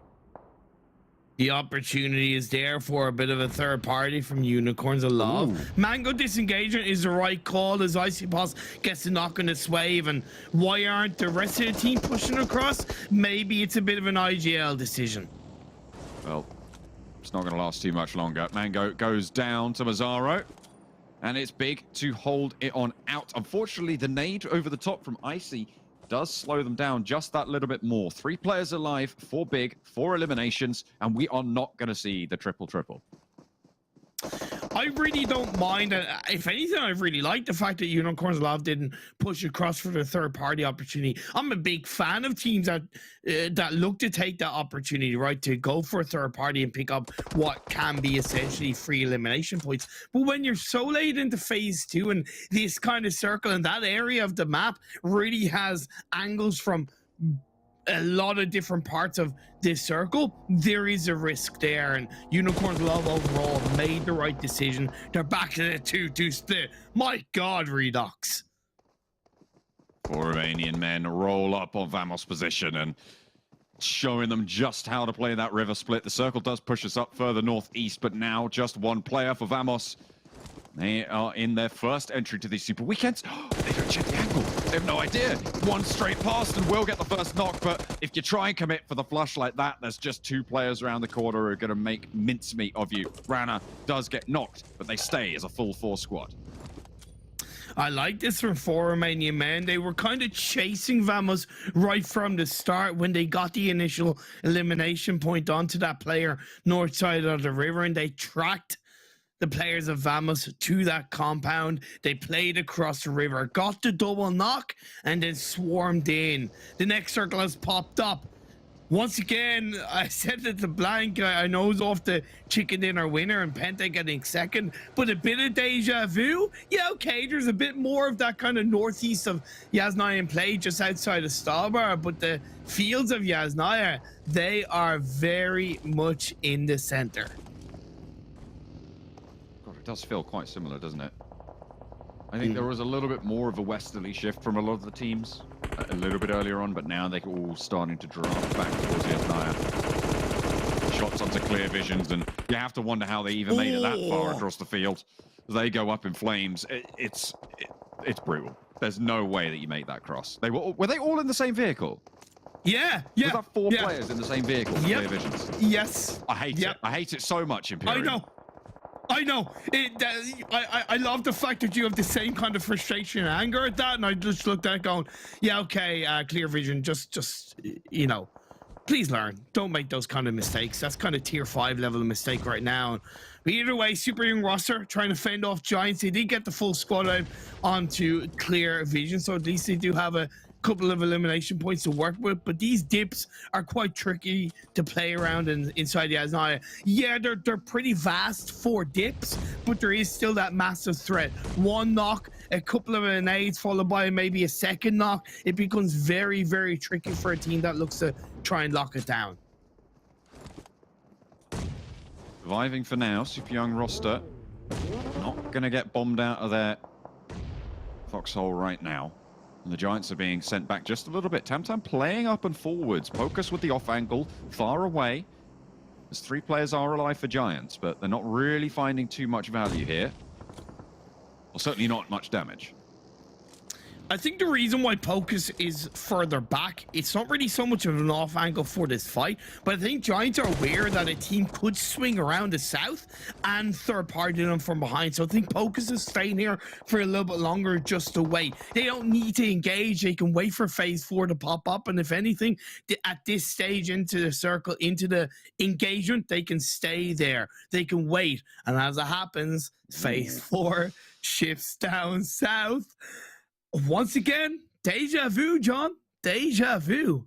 That's right. That's right. Although, to be fair, the distinguishing factor between this circle and the last is that it is not on the Yasnaya Lake a little bit earlier. True. So people can commit to that south side. Shockwave get eliminated as TJB hold out on the north end, but they are going to have to move south pretty fast now. There's only 25 seconds before that shrink. So teams can commit to that south side.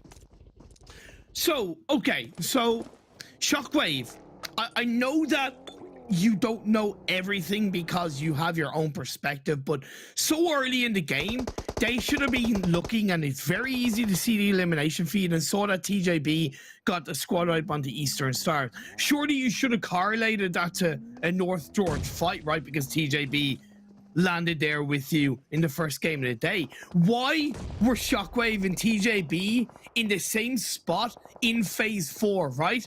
Surely correlation, Shockwave should have been much further ahead of TJB.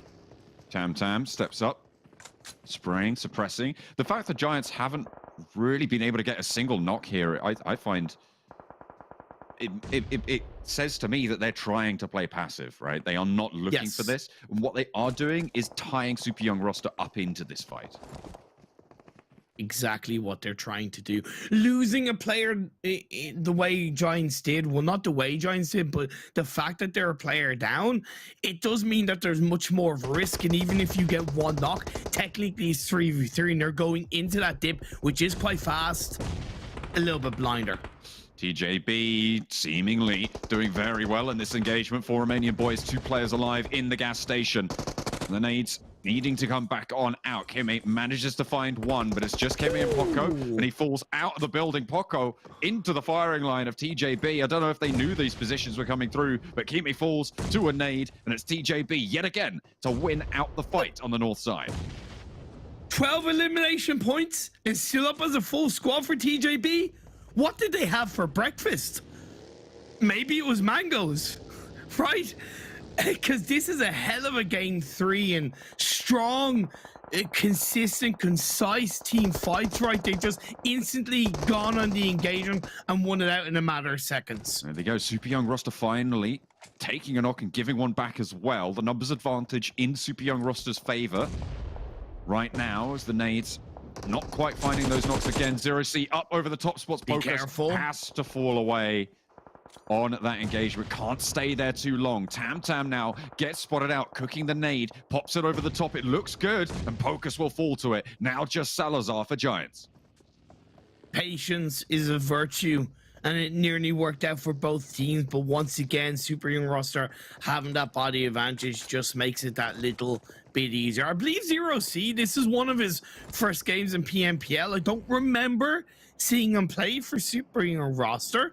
but clearly being somewhat effective with the rest of his team. We're about to see the next circle pop up. TJB have a spread on the west, but they're going to have to deal with 4 Romanian men. They've already taken out one set of 4 Romanian players. Can they take out another?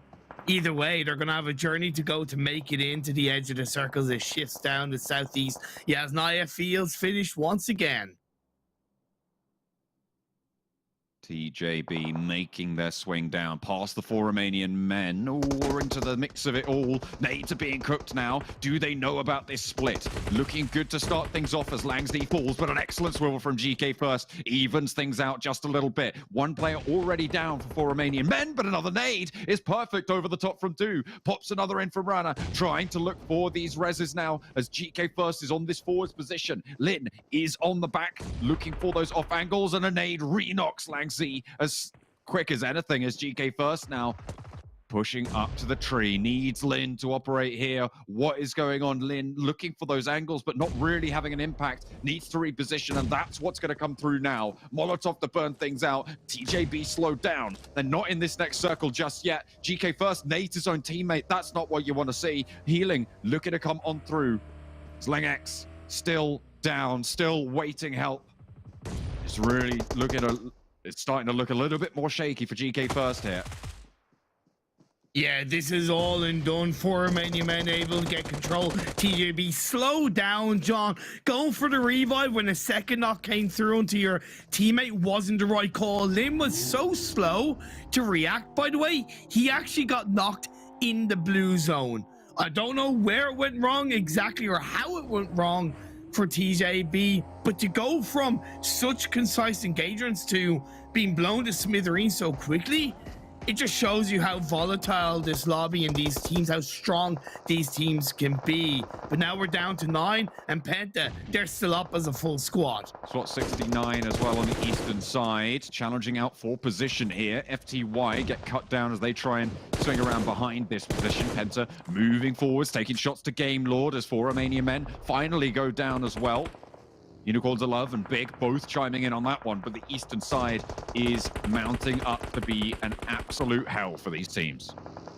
I don't get why 4 Romanian men just full center so they ended the phase 5 blue zone closing, and I get it was always going to be tough, but I feel like they still had some level of utility / heals that they could have survived until phase 6 showed up and seeing where it went, so they could maybe make it into the edge of the circle off the back of other teams being distracted. But either way, SWAT 69, they cut down FTY, as he said. Their next target is Penta, but they still have Giants and Unicorns Love and Super Young roster down behind them.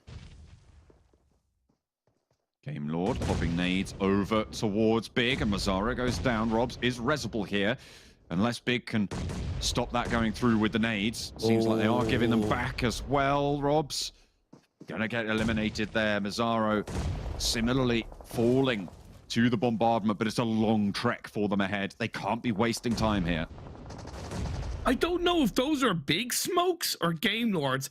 I kind of feel like they were Bigs because a few tracking bits of utility kind of came in the direction of Game Lord, but it didn't seem to be nades initially. Maybe they were offensive or defensive smokes towards Game Lord to cut away their vision. It has allowed Mihi to reposition closer to Swave, away a little bit further from Game Lord, but time is running out as phase 6 blue zone is closing in. Unicorns of Love still alive. 3 players in the circle, and Alicio all the way out on an off angle there. You can see him close to Big. Oh, really no. in danger now. They might lose Alicio on this off unless the 3 players from the Unicorns of Love can find more, but they're busy. Giants have found them. They've spotted them out. Alicio needs to pull something out of the bag here. He's basically on his own now.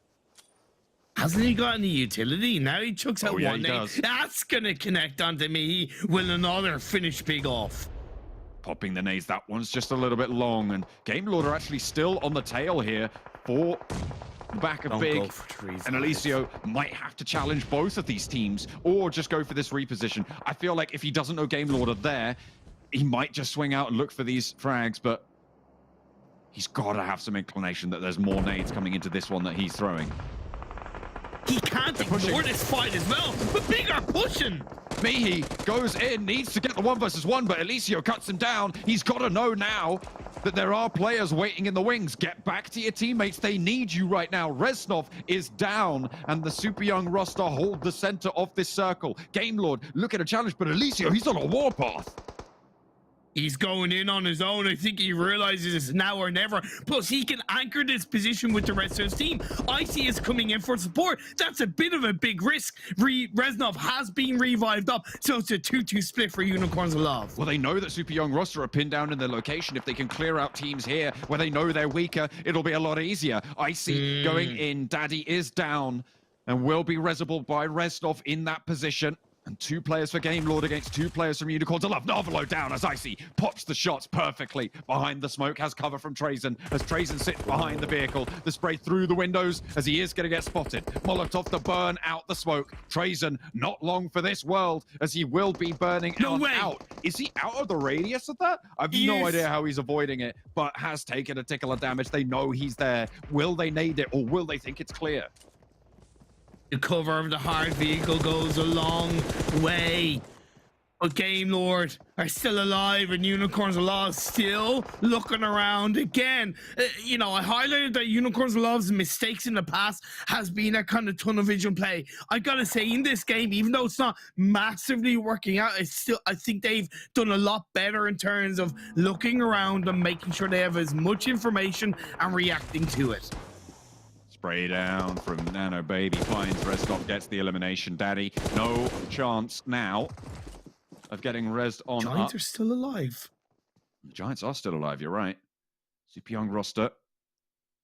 4 players, Penta 4 players as well. This could be an excellent result for Penta again. 5 teams remaining. They've already made it deep. This is a very good start to the Super Weekend for Penta in general. They've had some strong results. I think it's just a great sign of stability for Penta if they're able to get 3 good results in a row. A lack of elimination points doesn't provide that level of security, but with 5 teams left, Trazen inside the smoke. Manu, you gotta be careful. Oh, he gets spotted out. Manu goes down and on the off angle will fall close. That allows Unicorns to love some time and Trazen still holds. Muzi now last standing for Penta as they have their numbers dwindle. Giants eliminated. Unicorns to love with 1. Super young roster almost all eliminated. Here comes Muzi to play spoiler to super young roster and they're down as well. It's low numbers on every single team and the Unicorns get back to 2. They have the advantage now. Icy needs the heal. Trazen, they know where he is. They know where Muzi is. They have all the information. I can't believe Trazen's still alive. What an absolute giant. Game Lord with their chance, steps up, looking for the spray. Icy found and knocked. Trazen down, turns to the Tommy gun for the backup in the second of these 1 versus 1s versus the Unicorns, but it's Alicio to keep them alive. Penta versus Unicorns of Love. Penta with a stonking day today have already made it so far. And now it's just Alicio, and they should know where he is. The smoke to go forwards, or is that a nade onto Unicorn's position? Starting the healing. Looking for those stims as Alicio gets the res. 2 games in a row. Penta being pretty much your bridesmaids.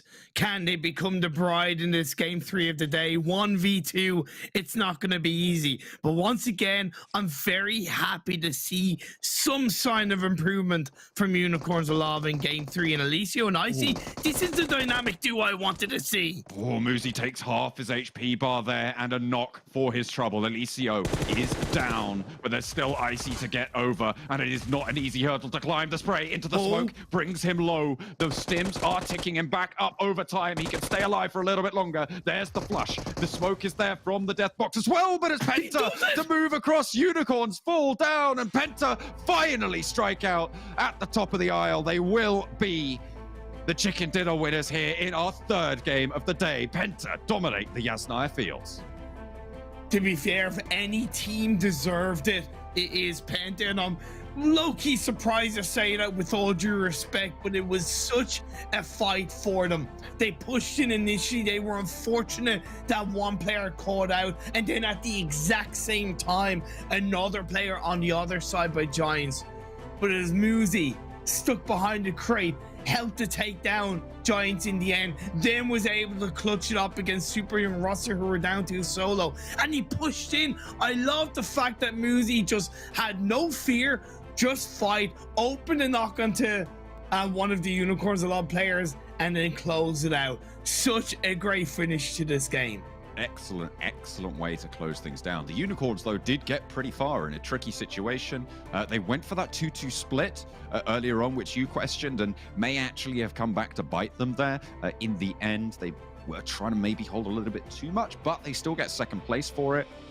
Some phenomenal games coming through, I think, from actually quite a few of the teams in this final circle, as we take a look at some of the stats coming in from that last game. I think, all in all, I mean, 8 eliminations, there were teams with more than that. Certainly.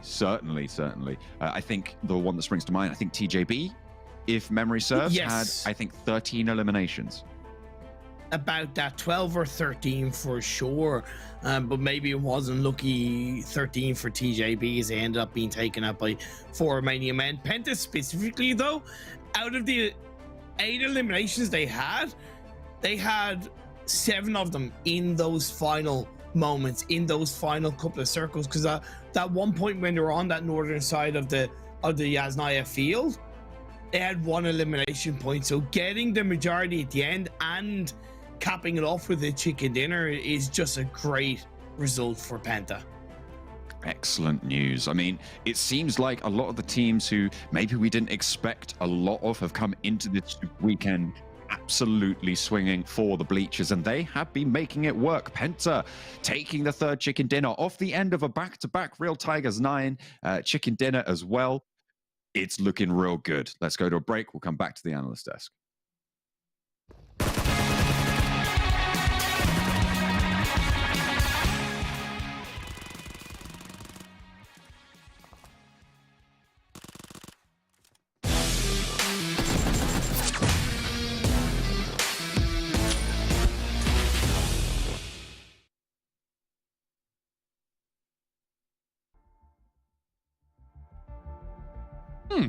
I've seen this somewhere before. Yeah. Well, hey everyone, welcome back to the desk here for PMPL Western Europe Spring 2022. I'm Jason Kaplan, that's Tweedledee, and that's Tweedledum on the very end there. What a game, though, out of PENTA to finish things off today in that match. A team who played it very cautious, very smart to go for points, and then just out of nowhere, Moosey's just like, all right, it's my time. I'm going to get some eliminations, and they pick up so many points from that match.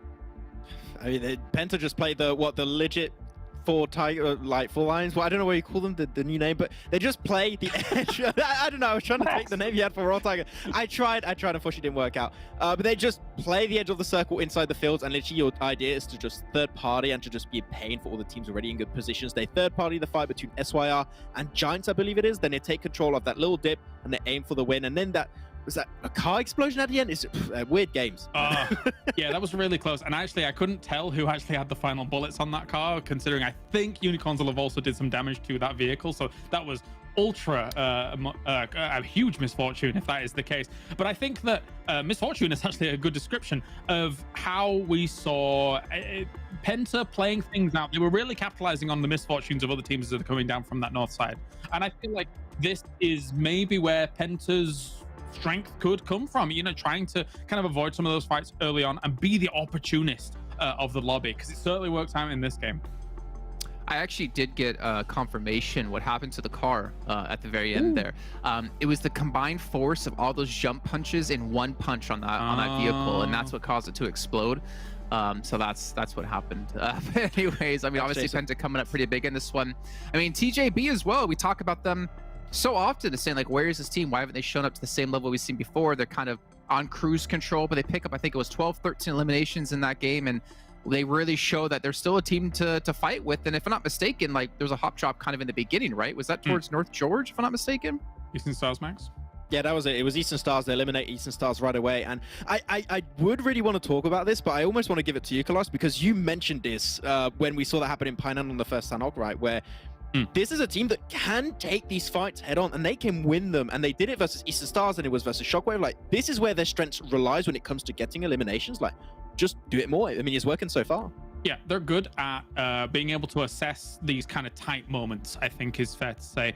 We saw that in, I think, day 1 or day 2 when they were taking the fight, where GK First was kind of caught in the apartment buildings, and then eventually Lang and Leng were able to reinforce quite aptly, given the situation. Likewise, we saw it, as Max says, in Painan, and now in 2 games of Erangel, we've seen this kind of fight in North George go on, firstly against Shockwave, now against Eastern Stars, and they keep winning things out. And I think when they're able to get eliminations there in the way that they are able to reassess those fights, kind of find the angles and be able to take those in a smart and decisive way, they roll with the punches, and then they roll into other fights. We saw, I think, 13 eliminations by the time we get to the halfway point in this game, Jason, and that's where the TJB firepower, it potentially is back. Yeah, potentially back, but we need to see a little bit more of it, though, right? Need to see that consistently be around in the next few matches, maybe the next few days as well. In the meantime, though, we're going to head to a short little break here. We do come back. We'll be getting things ready for our next match. But before we even do that, we're going to be breaking down what happened in the last match, hopefully, and show you some match standings, some overall standings as well. We have a lot to do, so don't go anywhere. We'll be back in just a few.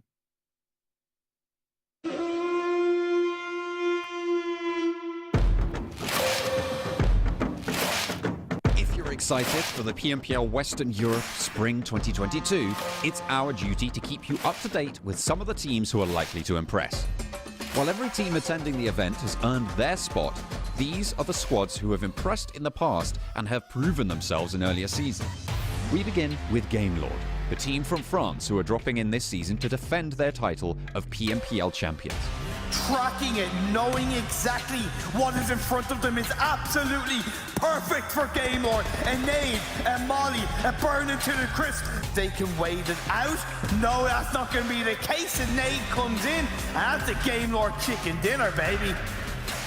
After conquering their home turf, Gamelord is eyeing for much bigger titles and possibly PMGC this year. But they still have to beat many equally deserving competitors in the race. Akashi, the IGL, already knows all these methods to handle these giant rivals, and joined by French prodigies like Victor, Narvalo, and Rob's OP, their edge control strategy has risen to indomitable levels. Spicy and Trazen have also rejoined to help fill in the gaps. Gamelord looks all set to repeat their winning run from last season. A team has very little to worry about when their IGL is a top fragger himself and can lead the charge from the front. Team Panda, entering the West EU League under the banner of TJB Esports, is gifted with such a natural leader named Linye. Looking to collapse in on them. They know they're in the smoke. They're going to just set off the bombs. They're going to try and find the kill. There it is. He is not only the champion of the first PMPL Western Europe, Linye and GK, the fraggers of the team, had a spectacular run last season. Now, for this season, the Pandas are back together again. Yiz, Langzi, and Lengex already know what their responsibilities are. With all 5 of them fused in one team, they are one unstoppable force. But not to teams like Big. This PMPL, the IGLs might steal away the entire show, as Linye is not the only all-rounder captain in the lobby. Mihi, the IGL of Team Big, is another muscle man who can overpower the entire opponent's squads on his own. His badges of honor include the Terminator and Grenadier title of the PMPL Western Europe Season 2 League, taking charge of the same squad that came at the top of Western Europe Season 2 League. It will be harder to stop this team if you are not always thinking one step ahead. One shot is all it's going to take. Suave around the side, looks for more, finds it, doesn't land it, doesn't plant it, and cannot find the ending. Big clutch it out. Then again, there are captains like the warlord himself, Kapahala, of Eastern Stars, who have a much different approach when it comes to leading. Kapahala likes to operate covertly. His role is of a flanker and is indeed a sneaky one to watch out for. Yes, getting the initial knocks from the 2 front-runner players who are holding that area and focusing all the space towards them. Bazi is the co-IGL of the squad, Kapahala's right-hand man. The assaulters on board are quite experienced when it comes to executing this playstyle to perfection. A different approach, like the ones Eastern Stars have, will indeed provide them an edge over the competitors. Oh no! He is spraying towards Zero. He's going to fall down. Great spray from Astis. Lastly, Unicorns of Love. With a major overhaul this season, it's an entirely new roster going up in the West EU League.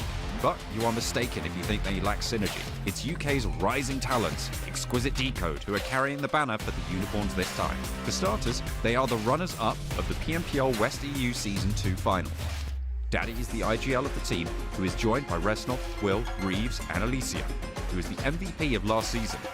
While their performance in the European Championship was a nightmare, you can either fall apart or rise to greater heights at such a critical juncture. And seeing them stick together only proves the sheer amount of faith they have in each other.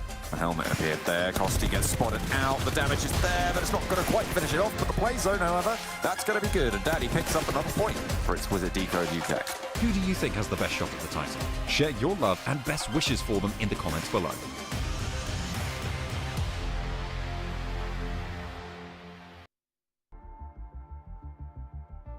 It's nice to learn a little bit more about a few of these teams, and of course hear John Allen's voice once again. But it is time to start getting ready for the next match. I believe we're going to be looking at standings really quickly, though, to catch you up on how many points the teams did get in the last match. You can see here, PENTA, 23. Not bad for them. Again, considering they were a team at the bottom of the standings after day 2 in the Super Weekend, they've really improved today. Yeah, I mean, they had to step up, right? It's still a lot of Jar Jar that we are seeing right now. I would like to see what they could do if they make it as, potentially a 3-man, a 4-man into the late game, but they're still able to get himself a chicken dinner with 8 eliminations with just 1 player. Goes show that they can do even more if they can survive just a little bit longer as a squad. But I mean, Unicorns of Love, I said they might go out first, but it's like the reverse curse. I don't know, man, it's happening, but they make it up, and they made really good usage, actually, of the circle, I would say, James. Able to backfill the more southern side, committing to a 2-2 split that was very interesting to make sure Romanian Men could not make it to that high ground position. They were really making sure that no teams could contest that bottom side of the circle.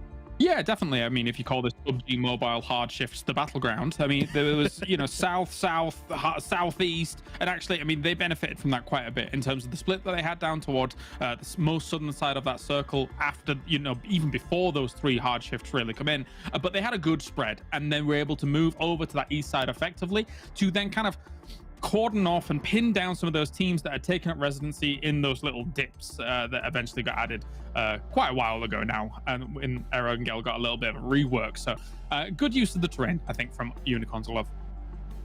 We can see the rest of the teams here. Eastern Stars back on 0, Vamos on 0, Clear Vision on 0. If I'm not mistaken, Vamos, they got like 19 points in match 2. Match 1, they got 0.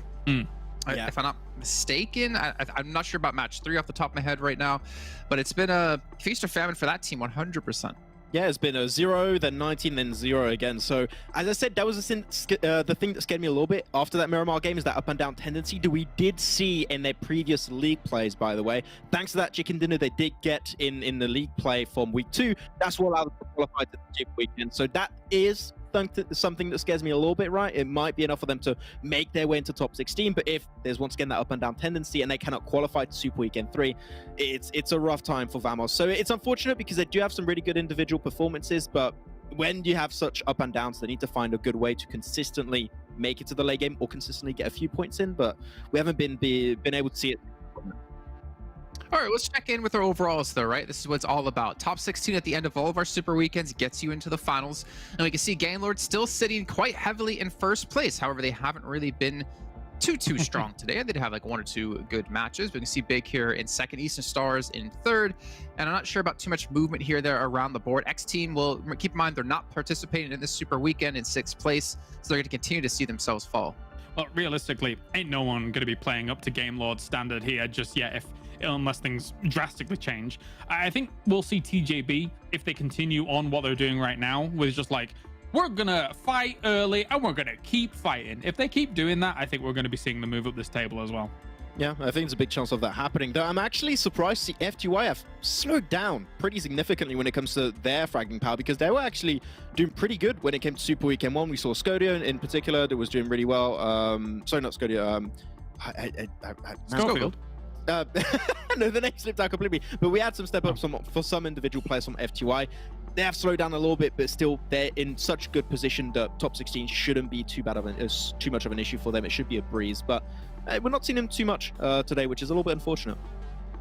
Yeah, let's take a look at the second page, though, right? Let's see where these threshold will currently be sitting at. Rescue at 55 points. Remember, they're not playing the Super Weekend either, so they're being chased on by these other teams like Romanian Boys and, of course, Vamos that we saw before. But Shockwave have moved up a little bit here, but there's still quite a big gap, though, between them and 14th place. So, I mean, I don't know where the cutoff necessarily would be right now, but in my head, like, I almost want to say, like, 10th or higher maybe 9th or higher, you should be probably safe, even if you don't qualify in the next Super Weekend, especially with the amount of games we have left to go. Yeah, there's a lot, right? And the thing is, weirdly, Vamos, that you were mentioning 0-19-0, actually, technically, right now, 19 points for a day would kind of be enough if they keep getting that in the next 2 days, right? With Rescue being at 55 points. Yeah, so that's a little bit... I think we'll probably have Vamos get more than that here throughout today, and then who knows, rolling into the next. Yeah. I would say there's a chance, but the one thing that scares me is if they can requalify for Super Weekend 3. So get as many points as possible this Super Weekend to to have some breathing space heading into Super Weekend 3. But as you said, this Super Weekend in particular, this should be enough normally. A little bit worried though for Romanian Boys. 3 points in 3 matches. They were 3rd place in league play at 84. They had 2 3rd place finishes, a 1st place finish, and a 4th place finish. This team has kind of disappeared off the face of the planet, kind of a little bit like footballists. We're always going to hit on that one, I believe, when it comes to talking about teams performing in league play and not performing in Super Weekends. But you know who does perform? Our commentators. Let's head back to them as we get things underway here with Sanhok. That's right. Every single time. He's gone for the double cross. I knew I was ahead of the game. I knew what was going on here. I shall not be made a fool of more than once on today's show. But no, we're getting into the games. And we're getting into Sanhok for our 4th game of the day. So TJB, 2nd place, guaranteed, 100%. You were the chosen one. You were meant to save us from this. I can't believe you. You've turned your back on the light side and turned to the dark. This is unbelievable. That's right. But you do look good though. Burgundy is really your color. And it seems like today is really PENTA's day. Very good stuff. Muzi so far been put up some big performances. Sanhok though, it's a change of pace. It's 100% a change of pace, John.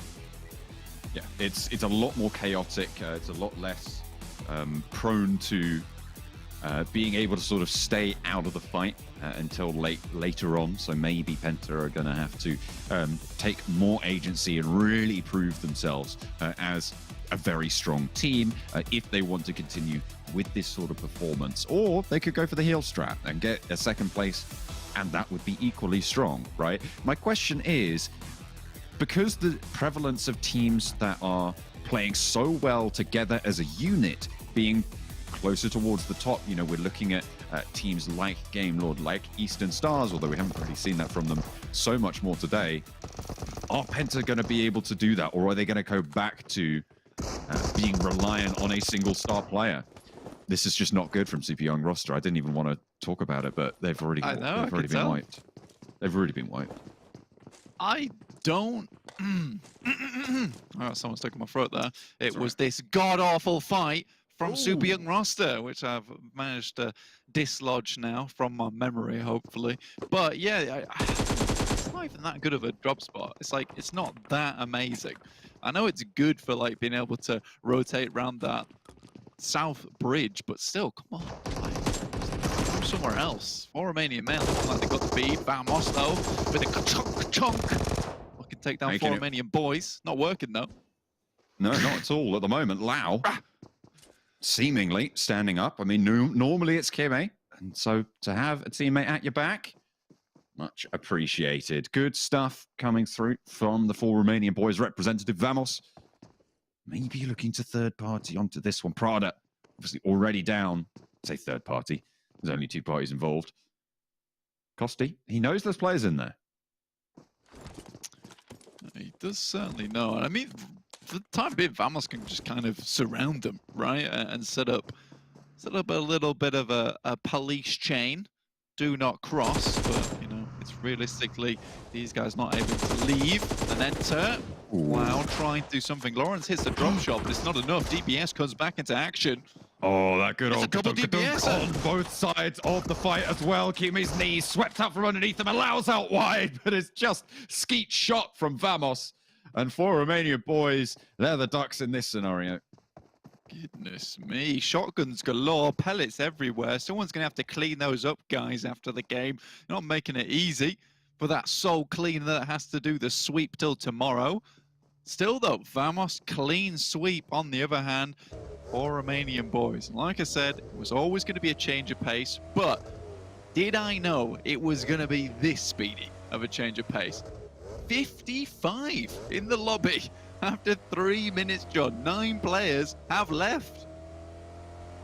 It's beautiful. It's Sanhok. Oh, that's what you want to see. I don't want to see no healing. I want to see fight. Yeah, if you want to see 60 deaths and 6,000 damage, right? Yeah. That's what you want. Yeah, I don't want solutions. I want problems, always. Wait. I don't. It's good. I don't know. I would like some solutions along with my problems. Like at least like a couple. Like a few. Just give me more to solve. Yeah. Exactly. As long as there's something else to solve, that's all right. But, you know. Yeah. A solid 60% solve rate, I'm not complaining. All right, fair play. You want your life easy. I see how it is. Lazy, that's what I say. Vamos, though, looking to take this fight with Shockwave, at least get away, but PENTA, with their newfound confidence in the center of the map at the moment, just to the east side of boot camp, taking shots down towards Shockwave. They currently hold the high ground. Shockwave's forced to go for the res and regroup on this position. Rest of PENTA, though, looking to get into position as Manu runs down the slopes, the bottom of the hillside, for more shots or at least an angle on this position. Vamos off in the distance, so Shockwave stuck between a rock and a hard place, or at least, you know, quite a soft place actually with Vamos, considering they're down on meds, down to 3 players. Probably the easier of positions to break through rather than heading up towards PENTA and Manu up on the high ground.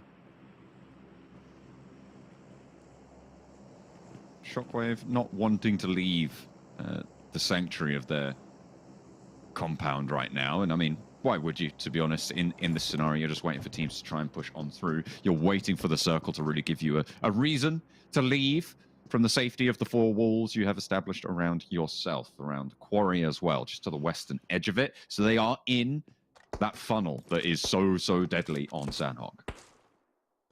Yeah, and with this position, with PENTA being here, Vamos behind them, FTY further out down towards the south, Shockwave's not going anywhere anytime soon. This is a good position to hold, not necessarily a good position to hold this early, though. I think that's the main issue that they're running into. 4 Romanian men take a knock from 1 player from TJB, has head up all the way to the northwest. He's the sole player there as well as Langzi, catching a player on the rotate in the vehicle. Nice stuff from him. Most likely would like to re-rotate back to the rest of his team, considering they have a good position on the southwest of the map. There's only 2 teams here to the south of Painan at the moment, so massive amount of real estate controlled by these 2 teams, and even more now for TJB after they do significantly cause some hurt over towards 4 Romanian men. Now with just 3 players to hold the bridge. Unicorns of Love atop the hill. Florin healing up behind a rock. Really ideal. Far from it. Unicorns of Love, they had a better game last game around, obviously doing fairly well and getting to second. I say fairly well, really quite well, which is as far as I'm willing to go as an Englishman in terms of exaggeration, in getting second place in that game and looking to repeat that performance here on Sanhok. They have, to be fair, a really solid spot. Yeah, there will be no hyperbole in this designation. Clear vision, though, up towards northeast, quite central as well, around PENTA's position. So this area is getting clustered, and for good reason. It's a nice spot to hold. A lot of these rocky outcrops in between the grass, it's just very easy to get a good fight on, especially knowing when people are coming up the hillside. It's good to throw nades down. So I think PENTA's quite comfortable up here, and they've even recalled Manu back to the fold. So they're not moving down to try and take a fight with Shockwave. Again, Shockwave's stuck in this position now, sadly for them. But as long as they can rebuff anyone trying to crash onto them, should be okay. It just means their life is going to become quite difficult, I imagine, around about 12, 14 minutes, and then become easy again around about 40 minutes plus. For Romanian men, 2 players alive who probably won't have any of this game be easier for them right now,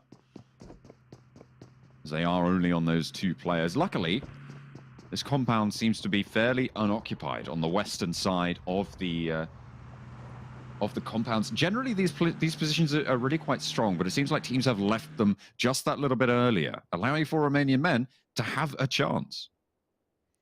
Yeah, exactly. I mean, it's okay for them. Most teams don't want to play this, knowing that they don't really have to have that option of moving up to the Northwest Island. Yeah, it's not ideal, but like you said, it is open. Something for them. And right at the end of the day, when you only have 2 players, sometimes that's just what you have to go for. Eastern Stars able to take down Swave earlier on from Big, so don't really have to worry about them too much. Also, Game Lord deciding that holding up on those paddy fields, doing too much scouting too early on isn't working out for them, Sanhok, so they immediately regroup as a unit, move down towards the top side of boot camp. I'm happy with this decision. Yes, it does put them on the outer edges of the circle, of the centralized part of the circle, but we'll see where this one moves up to, because, you know, it could start to favor the teams on the north, or if they Chongjiabao and we get a southern shift, it'd be nice for them. But it is hugely central here.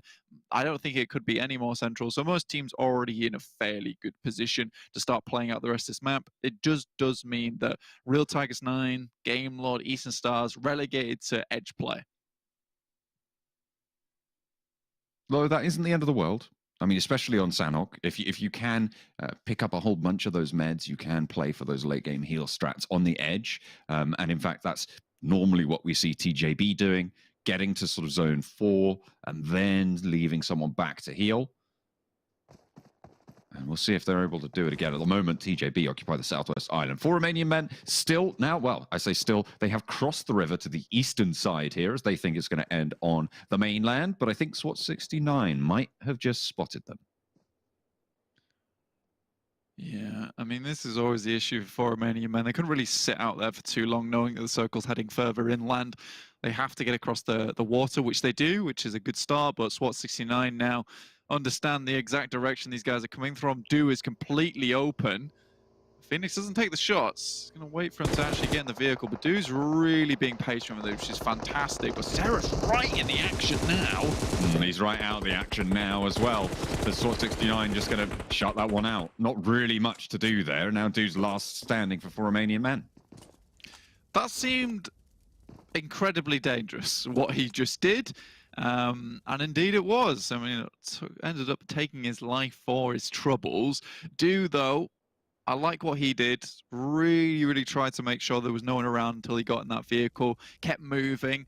I do think that Sarah jumped the gun in all senses of the word there. He jumped right into a gun, in fact, with SWAT69 up on the hillside. So they can happily go back to just holding this edge, knowing that realistically, Do doesn't have many places to go. Yes, he can skirt up the coastal side towards boot camp, but even then he's going to get caught out by players from Eastern Stars who are heading down this way. Even Game Lord off in the north, like that is an eventual rotation you'll have to make through. Real Tigers 9 on the eastern side of Quarry, looking to just take those angles from the other side, but there are Giants down towards the south who they'll have to worry about. Giants as well to the west just a little bit on that main Quarry crossing. Pocus with the position closest to Real Tigers 9 current trajectory. Isolated from the rest of the team. Potential to regroup from that south end. You can see on the minimap there, not too far away, less than 100 meters. But if he gets spotted here, that's a nade, it's done. Pocus. This is good from Naz, to be honest with you. He knows the play up there. Does he though? He's going to get shut down by him. And Pocus now needs to beat it. Probably a hasty retreat. Actually goes for the flush. You could see the rest of Real Tigers 9 absolutely laser beamed onto this currently.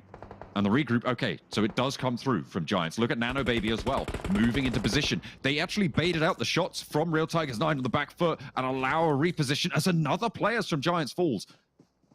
They are, sorry, I say another, the first players from Giants. They're going to go low, finding those knocks anyway.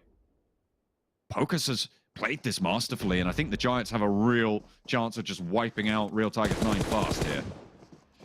I think it was clear that Nazgod knew that there was some kind of presence up there. I don't know if he fully knew there was 100% a player there, but the way he was zigzagging up that position, keeping his eyes on it, you know, it's a very typical position that people will play on this eastern side of the quarry. Regardless, Giants looking for this fight. Ulysses does go down. He's been a bit of a weak member of the team recently, but Nano comes in immediately afterwards. And Nano Baby hits the drop shot on to Mango and gets the flush. Nano Baby keeping Giants at 3. Mitchie low, looking for the heal up, and Hardman inside the shack. Both these players now surrounded by 3. good bead on him. Fortunately, Real Tigers 9 just didn't really have any regroup potential or any potential to refrag Pocus. Nano now looking around the side, more players flood in. And in goes Michi into the fire, unfortunately. Turns the corner and it's suppressed. They know exactly where Hardman is. What can he do from this location? Looks for one, looks for the reload as well. Swings out for a second, but it's just not there. The only thing there to greet him is death. And Giants take out Real Tigers 9. Going down fairly early for Real Tigers 9 this time around, 13th place. 42 still alive. A good play from Giants. It's unfortunate they lose one. Again, I do think Ulysses has been slacking just a little bit. Not for want of effort from this guy, but I do think there's been some questionable plays that have been made, or at least just not confirming those fights. Which is unlikely. I do think Ulysses has been one of the long-standing members where, you know, in previous seasons, he still has felt like one of the more successful ones. But with Salazar coming in, now Pocus also standing up the plate massively. It's really good news. Spicy, Narflo, both down to clear vision. What is happening with Game Lord today? Vakashi on the back foot, clear vision. Goodness me, the bullets are tearing through the air and tearing Game Lord apart in the process. They've spotted, I don't know if he spotted Trazen going for that cross, but Akashi being knocked and keeping Clear Vision's attention out this way as well. In a pivotal rotational compound on the north side, a lot of teams have already made it past this position now. The circle will push them a little bit further south in the end. But to be able to guard out Game Lord, it's really good news.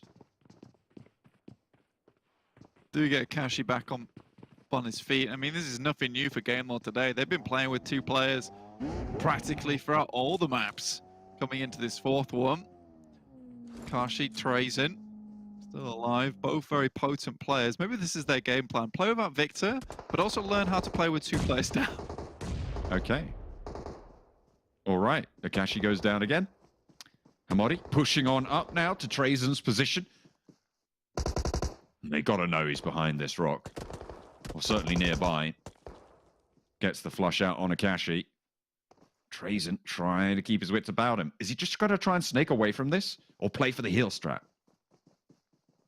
I mean, it will really depend how many heals he has on board. He's out on the blue, and I think Clear Vision can wait this boy out. But they're going either side. It becomes so much difficult here. Onus is on Trazen to fight back. Gets one, looks for the other, but Hamodi will finish that one out. Now can quickly go for the res. Just on the side of the blue. Next circle centers up, down towards the river. So not a lot of landmass now available for these teams, but it's Tongjiabao, Unicorns Love, and FTY all with good positions. And finally, Shockwave can start to move away from that western side of Quarry, where they were boxed in for such a long time. Eastern Stars versus Big. At the moment, it's 1-for-1, and Mihi definitely in the more dangerous spot here. Beast repositions. Doran looking to get res. Kapahala on the suppression in the meantime. And the nade from Big sent back their way. Return to sender. Not going to be able to land the damage though. As Beast left alone in the throes of it as Mihi finally flushed on out. But Beast trying to get away now. Hits the deck. Goes out wide. Player up the top. And Kapahala. Easy pickings for the Eastern Stars. I mean, that was like the kitchen side of my girlfriend was done with it. It is clean. So very, very nice stuff there. Honestly, Eastern Stars are doing really, really good stuff. And I think Athis is coming back into his own at the moment because I think previous seasons we've seen Athis constantly take these very weird but creative off angles in the blue or on the side or quite far away from the rest of his team. And they have been failing more often than not in previous games, but slowly but surely I think he's getting back up to his old form, and I'm really liking that because I think that was something that East Stars have always been really good at, is interesting off angles. Nightmare though, looking for clear vision. Samo's extremely low. This guy is a monster.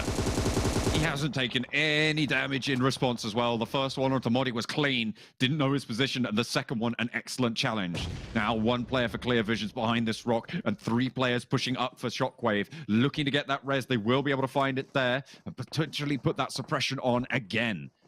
We're going to send them on backwards. Really nice stuff from Shockwave on this northern side, but they've got a little bit more ground to cover. They're looking to do it now. Hamodi gets shot down from the other angle as well. Vindex last for Clear Vision. Yeah, Shockwave starting to spread out a little bit here. Remember, they were boxed in for a long time, so they're looking for a little bit of room to play around with, which is absolutely fair considering. Smoke down, but does reveal the presence of that final member off in the distance. Nade over the top. Doubt it's going to go behind the rock there. A little bit short, but they do now have a good idea where Vindex is. Can hold him out. They have the majority of the northern side of the zone to themselves. But in the meantime, there is a knock coming through. On to Tigers in front. Maybe clearing the way just a little bit. On the southwest side, TJB are mixed up in things. You can see that in the picture-in-picture there on the bottom right of your screens. Eastern Stars popping the nades over the top. I'm looking to take control on the south side of the shore, but the circle will push them across this river eventually, so they'll have to move in at some point. Giants right now looking solid. Yeah, it's a very nice spot to hold, even with just the 3. Tongji about, you know, this has been in terms of having position within the circle, but Eastern Stars are sweeping like there's no tomorrow at the moment.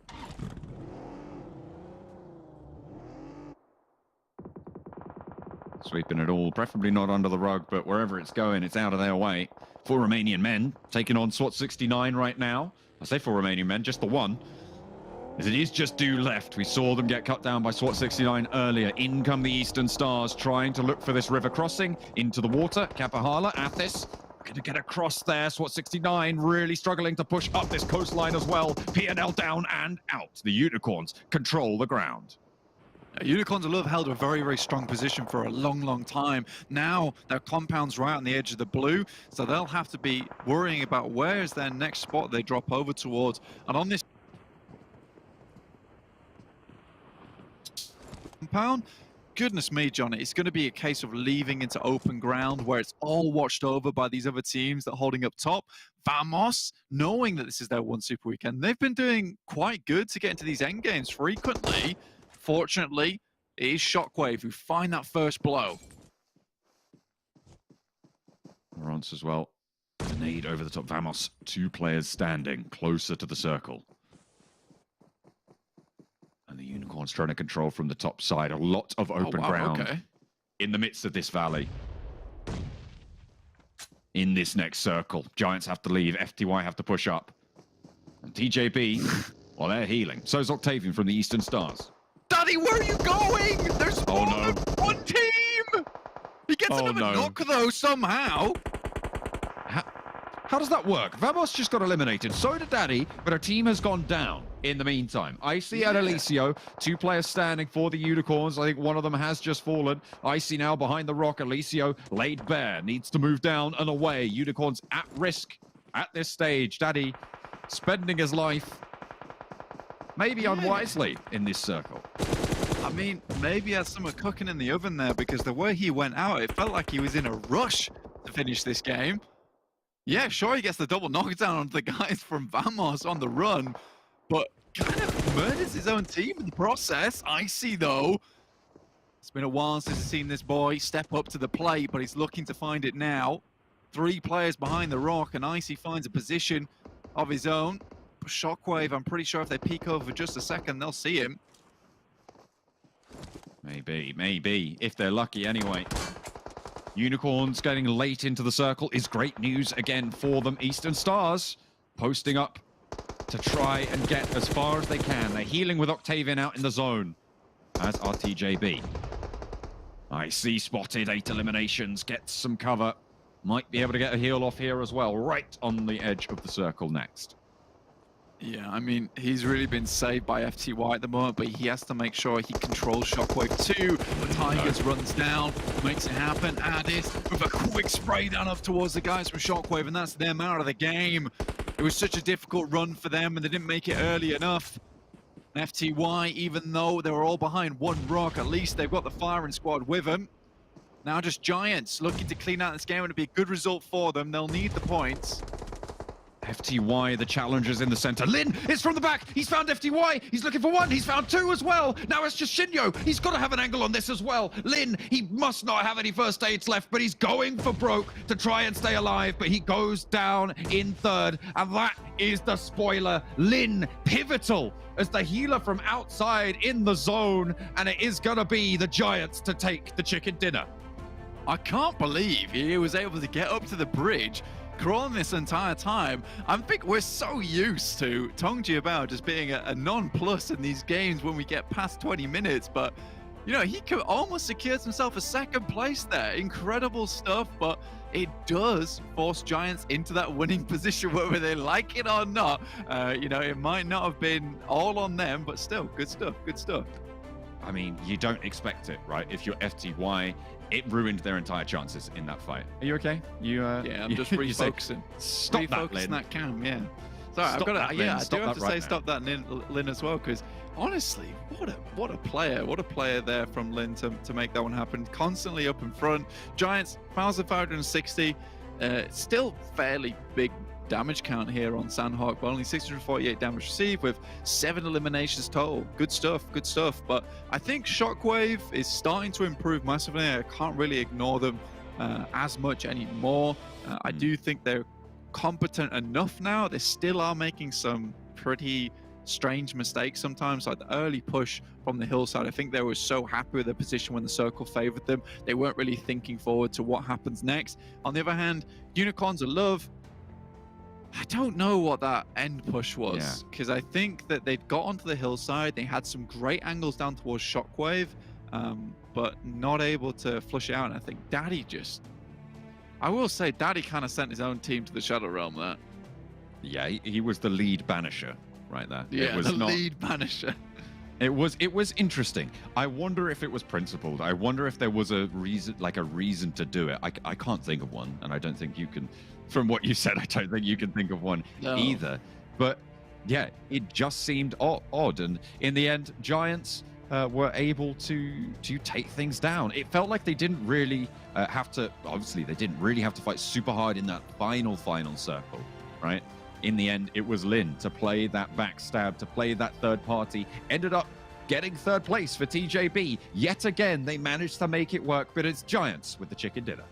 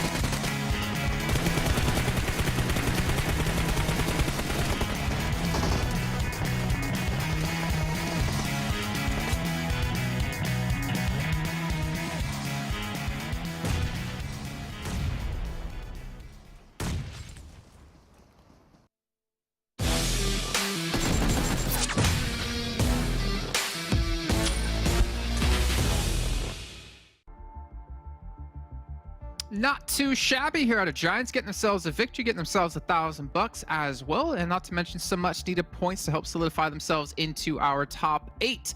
But gentlemen, again, we saw the storm kind of coming together with Lin, at least not in terms of the very end of the game, but the fact that we had TJB, they kind of had the zone, kind of slowly shifted away from them. We saw Lin in a nice little compound while the zone shifted up northeast a little bit more, and the rest of his team just immediately went into Eastern Stars to look for a fight, and Lin was left alone to heal.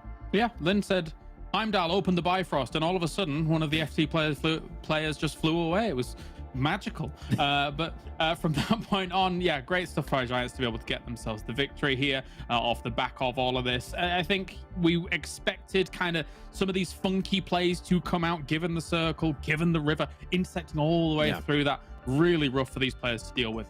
Yeah, and actually we were able to see for once Eastern Stars actually able to play some Sanhok because Shockwave did not hot drop them in Hatin. So that's something that changed a little bit. They went, I think Shockwave went for drop around Quarry this time around. So Eastern Stars actually backfilled onto TJB's position pretty well. And they actually even had Octavian go for the heal off. So it's a strat that worked out for them. They got themselves a decent position at the end. So actually Eastern Stars able to play the game. It's good. All right, let's take a look at the match standings then and see all the points the teams did get. Obviously, we saw Giants coming in first, so they should be with their chicken dinner and 22 points. So 7 limbs, not too bad. Eastern Stars as well with 7 limbs, and considering they healed at the very end, that's honestly a large chunk of points. Yeah, I mean, I think they got 3 of the eliminations onto TJB, but of course Lin was not there because, I mean, TJB, let's be very clear, Lin is never going to take a fight, right? If he can avoid it, he probably will. So they were able to backfill in that position really well and actually get some relatively good angles. But that river cross, Kalaris, it was it's just impossible with the hard shift up northeast, and you know that TJB and Eastern Stars like, okay, we're not going for the win, we're just going to heal off and survive as long as possible, which in that exact scenario, even though I do not like the heal strat, that is the best time to do it because you literally cannot make that cross happen. Yeah, those 2 choices. Either the circle comes your way and you probably will end up winning the game, or the circle goes the other side of the river, so you got to heal. That's fine. I completely, as you say, I completely agree with that. But the eliminations as a whole being so spread, kind of the result of a circle like this, right? If you can't make that cross and if you're caught on an edge whilst seeing how this circle is unfolding, everybody's just going to shoot at everybody. And from that point on, those eliminations get spread out pretty evenly amongst the lobby as a whole here on Sanhok. Okay, let's take a look at the second page then. We started things out at 7 points for 4 Romanian men. Pick it back up with 5 for Clear Vision. Unfortunately, PENTA... Actually, to be fair, PENTA's had a really good day today. So 0 points, that's not too big of a deal for them. Super young roster. I want to say, in general, have been kind of quiet since we saw day 1. The first week of League play, I should say. Then looking up further for Romanian Boys, again, just another 1 point. Not really living up to the hype we saw. Yeah, they're just losing players one by one super early into the game, and it's a point I bring up quite a bit, but if you lose players a lot very early in the game, you're not going to have a chance to aim for those chicken dinners. Those top 5s are also going to be relatively hard to pick up. So I think it's down to their early rotation, really, because they clash into a lot of teams early on. They do not have the advantage when it comes to pushing. I remember in the Erangel game when they pushed in one of the worst positions to cross over that riverside next to Yasnai Polyana, I believe it was, and they just got completely obliterated. I think they need to be a lot more aware of where teams drop and how they rotate and adapt to that, but unfortunately, I just don't feel like Romanian Boys really done their homework when it comes to where teams drop and how they play, because they just crash into everyone at this point, I have the impression. Just driving around with the blindfold on?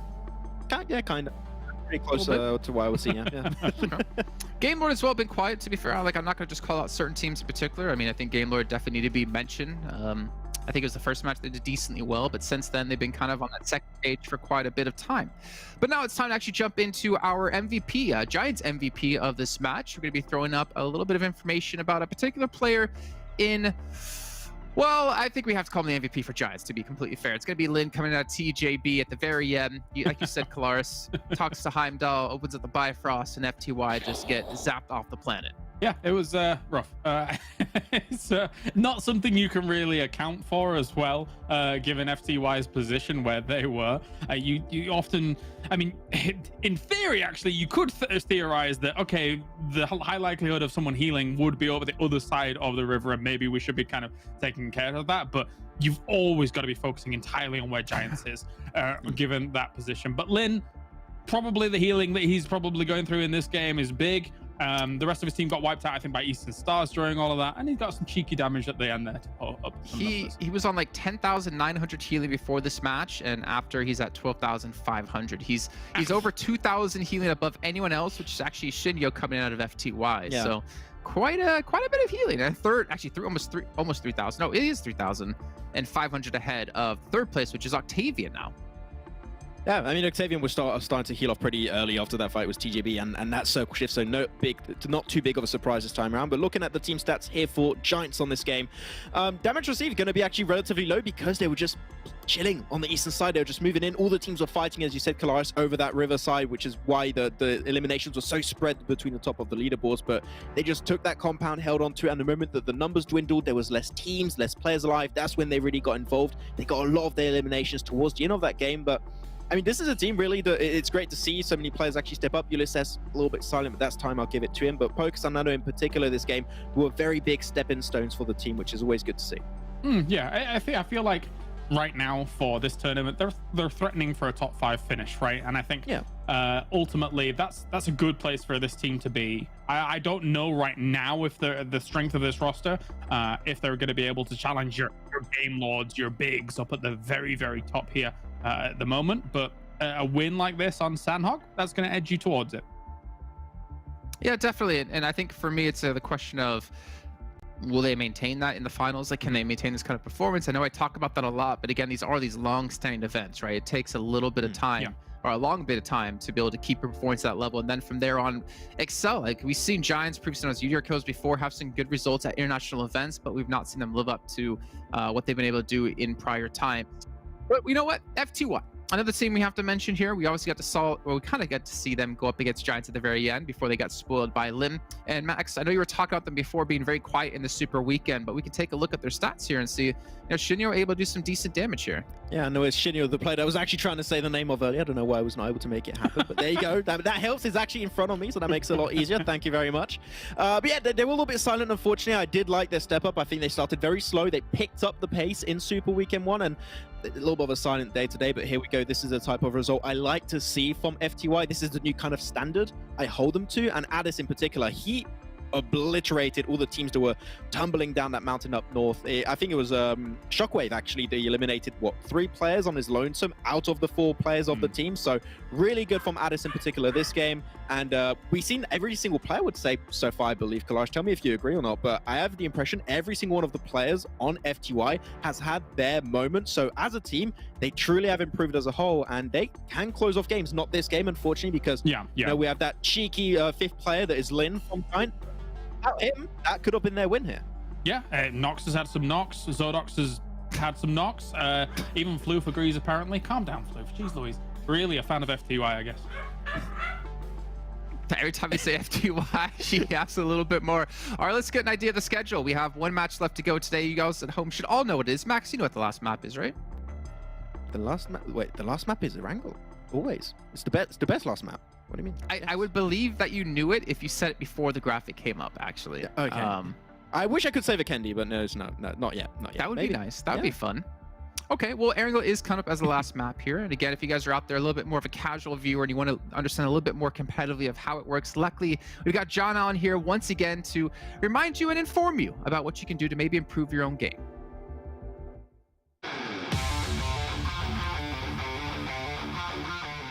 Erangel. The fictional island, brewed around the Cold War era, has become a second home for all the survivors who have stepped on the battlegrounds.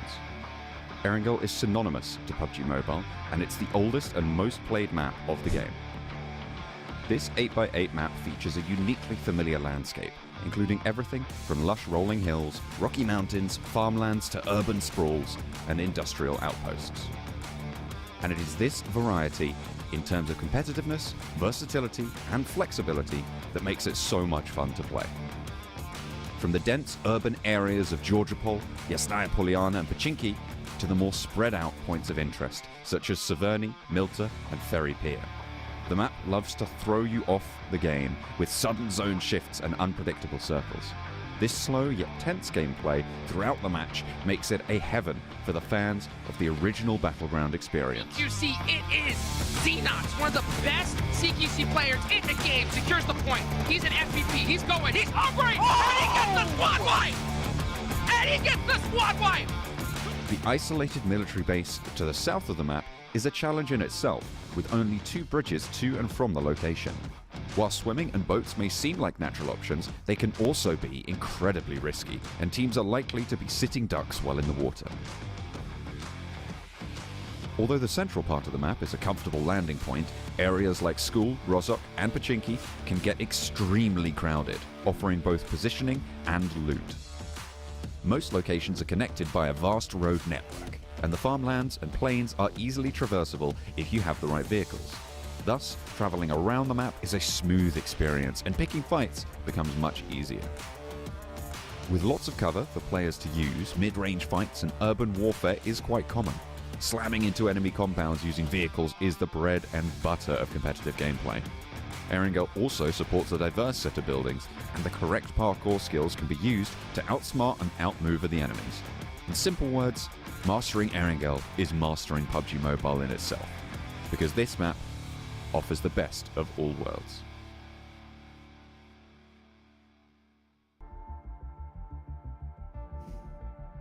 I love these kind of introduction videos to the maps that explains what is really beneficial and gives information about these maps. Of course, yes, Blank, we're getting ready to get into the final game of the day. We're 4 games in, and I feel like there've been some really interesting, unexpected results across the games today.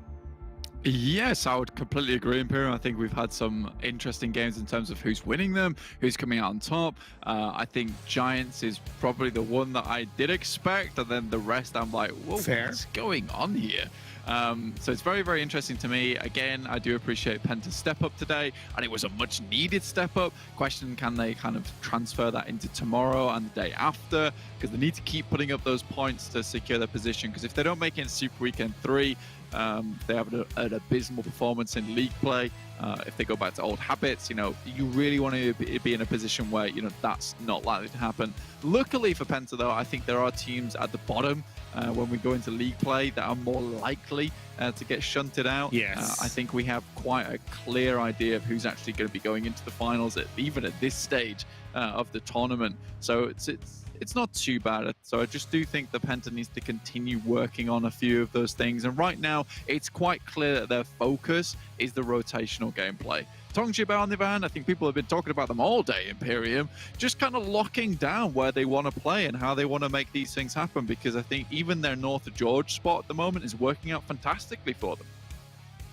And I am, on one hand, not surprised, because there were some questions asked about what really were they doing over the first week and a half, and I said, look, they're kind of playing that long game. I think they're utilizing every single match across the PMPL to find their flow, to work on massa splits, to kind of have, to an extent, that Nova effect-esque play style. And coming into Super Weekend 2, they're definitely playing a lot stronger. But you can see the leaderboard on your left of the minimap, and for Romanian Boys, 4 points in 4 games. It's not really looking good for them, as they are really trying to hit that ResQ 55-point mark. Yeah, I've just noticed that. That is quite terrible, honestly. That is not good at all. But I don't like that. Make that stop immediately. Yeah, 4 points. Goodness me, a point per game. That's atrocious. Come on, Keme. Come on, Keme. You need to make this happen. It has been 1 point per game, so it's been consistent, just consistently bad. Yeah, hopefully they can hit that consistent marker of 1 point this game too. Then everyone will be joyous and happy when it comes to the end of it, because the prophecy will be fulfilled. The 5-pointer in a 5-game day. We'll see if it can happen. We'll check back in with it at the end of this game. Again, do feel slightly bad for Keme. Really is trying his best with this team. And most likely looking more as a pickup as opposed to a mainstay on 4 Romanian Boys. It's been a bit better for Vamos. They've had 2 0-point games, but they've had a strong result in the form of a 19-point game and an 8-point game. So that's 27 in total. They're on an average of 6.7 per game. And when you compare that currently to Rescue's just under 4 points per game, it's definitely looking pretty healthy for Vamos, and especially when you compare it to 4 Romanian Boys' results in today's games, because to an extent, it's not just Rescue that they're really looking at as a target. They want to make sure that they have a good cushion ahead of the likes of 4 Romanian Boys, and maybe even get closer to Shockwave or even Swat 69 to an extent over the course of this second Super weekend. Yeah, for sure. I think that they can slowly make it up. I mean, Rescue's definitely in sight for Vamos right now, considering that's 1 Super weekend already. They're about halfway there. So this is fairly decent for Vamos at the moment. Pretty happy with it, to be honest with you. Yeah, it's been a rough start to the tournament for them, but I do think that they're making the most out of this Super weekend, and that's something that I can personally appreciate. We are getting a much tighter mix, though, from 4th place all the way down into 9th place from X Team, who's starting to slip down the lobby. Obviously not playing in the Super weekend, but it's 168 points down to 143, and that's from 4th to 9th. So there's still a lot of movement that can happen there. You know, it doesn't matter hugely, but what it does matter is that a lot of these points are getting just distributed evenly. So if you're trying to get down towards one of those lower spots, it's kind of easy for you because there is a small drop-off now from those points. So, you know, like we said, Rescue 55 points. It's not a major target to catch here. Phase 1 did pop up, and it's nothing really much to talk about, although it is once again a little bit towards that northeast side of the map. Maybe 3 games in a row we could have a Yasnaya Fields finish. At least it gives 2 games for the teams to an extent learn from and maybe get a bit of a stronger result. And that leads me to Game Lord Blank, and I'm curious on your thoughts of this. Is this something where teams are stepping up to an extent and again reading Game Lord from the first Super again from the second league week, getting a bit of a pick on how Game Lord are playing, and it's becoming a little bit harder for Game Lord to really control these late games and to control these results? I know they've had a number of games where they've lost players early on. Maybe playing too heavy split is going against them because teams are picking up on that. Quite frankly, I think there's a very simple answer to this, and it's the fact that they're lacking Victor. As much as they'll say that they're absolutely fine, everyone can stand up to that kind of performance. And yes, I think their numbers are extremely inflated for every single player on this team, purely because of how well they're doing. But I do think that Victor is really that final piece of the puzzle that they have to play with, because it looks like it's make or break for these guys. And I wouldn't be surprised if we see a massive difference in terms of their Super Weekend 1 to this Super Weekend 2. And it'd be great to compare that. But I do think that it is because Victor's not playing. I think that when you put him into the roster, Narvalo has someone to bounce off nicely. Akashi can kind of play these off-angle positions a lot more with someone reliable to look out for should he go down. And I think that, yes, Spicy is mixed in the fold, but he does have... I think he's a great player, don't get me wrong, but I do think that his numbers are quite low compared to everyone else's. It's a fair point, and I'm really glad you bring that element of play. It certainly does look that way with how Game Lord are playing today. We'll have to wait and see if it's a trend that continues should Victor play less games throughout this second Super weekend. Shockwave decided not to fight TJB for North George, as did Eastern Stars decide not to. So for the first game in today's, or the first Erangel game in today's Super Weekend number 2, TJB have North George all to themselves. Yes, this is nice for them. Pretty chilled out. You know, they don't have to do too much. Most likely, Shockwave will head on past them. The question is, are they going to run into Big on their way? I do want to quickly go back to Game Lord for just 1 second. I know we discussed it in detail there, but I do think that regardless if they get less points this Super Weekend, and yes, they are maybe suffering for not having Victor, I think they will come out the better for it at the end of this Super. Because I think that if everyone on that team can start to learn learn how to not play with Victor, they'll play with Victor a lot better, if that makes sense. Because, you know, when you start relying on one thing, you do tend to other things start to slip, right? So I think this is actually really good for them. And they might lose points for it. Not that it really matters for them anyway. They've already got that $5,000 from the 5 chickens dinners they got in the first Super Weekend. I think they'll be quite chill with, you know, some point loss this weekend. They're still ahead of the pack by quite a massive amount anyway in first place. Right. That's all I wanted to say about Gaylord. Now we can get back to the game, in which case you would talk about Shockwave, and they have indeed just slipped past the top side into shooting range, though Mickey has scouted this out early. 4 Romanian men going for a really deep rotation into the phase zone circle. I gotta say, quite late into the blue zone closing in. They're to an extent lucky that Giants weren't as far away from their drop spot in Pachinki than maybe normal, and they've certainly gotten away with it, and it's even benefited them more on this phase 2 as centers up. Yeah, they've certainly skirted in somehow, haven't they, right? Just swinging past teams that there's no tomorrow. So well done to Romanian Men. I think that they've been struggling quite a lot with their initial rotations. And I think at this point in time, they've just decided, let's skip all the initial rotations and go right to the middle. That way we can kind of avoid everything else for the rest of the game and focus on our positioning. So, okay, fair play to them. If that's what you want to do, go for it. Clear Vision, on the other hand, had some good success today here on Erangel, and I'd like to see that continue. I think they're still probably one of the weaker teams in the lobby, but they're starting to get the hang of Erangel, and that's for sure.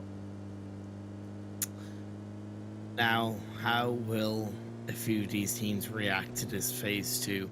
It's a bit more south than we've had in the first 2 Erangel games of the day. Some teams might be happier with that than others.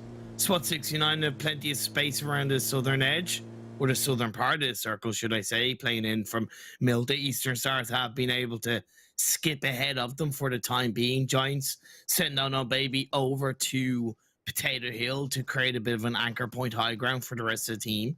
To be a good spot for the Giants to lock down in this Erangel map, but they got to be careful. It's a bit tricky to really hold down the whole of Potato Hill.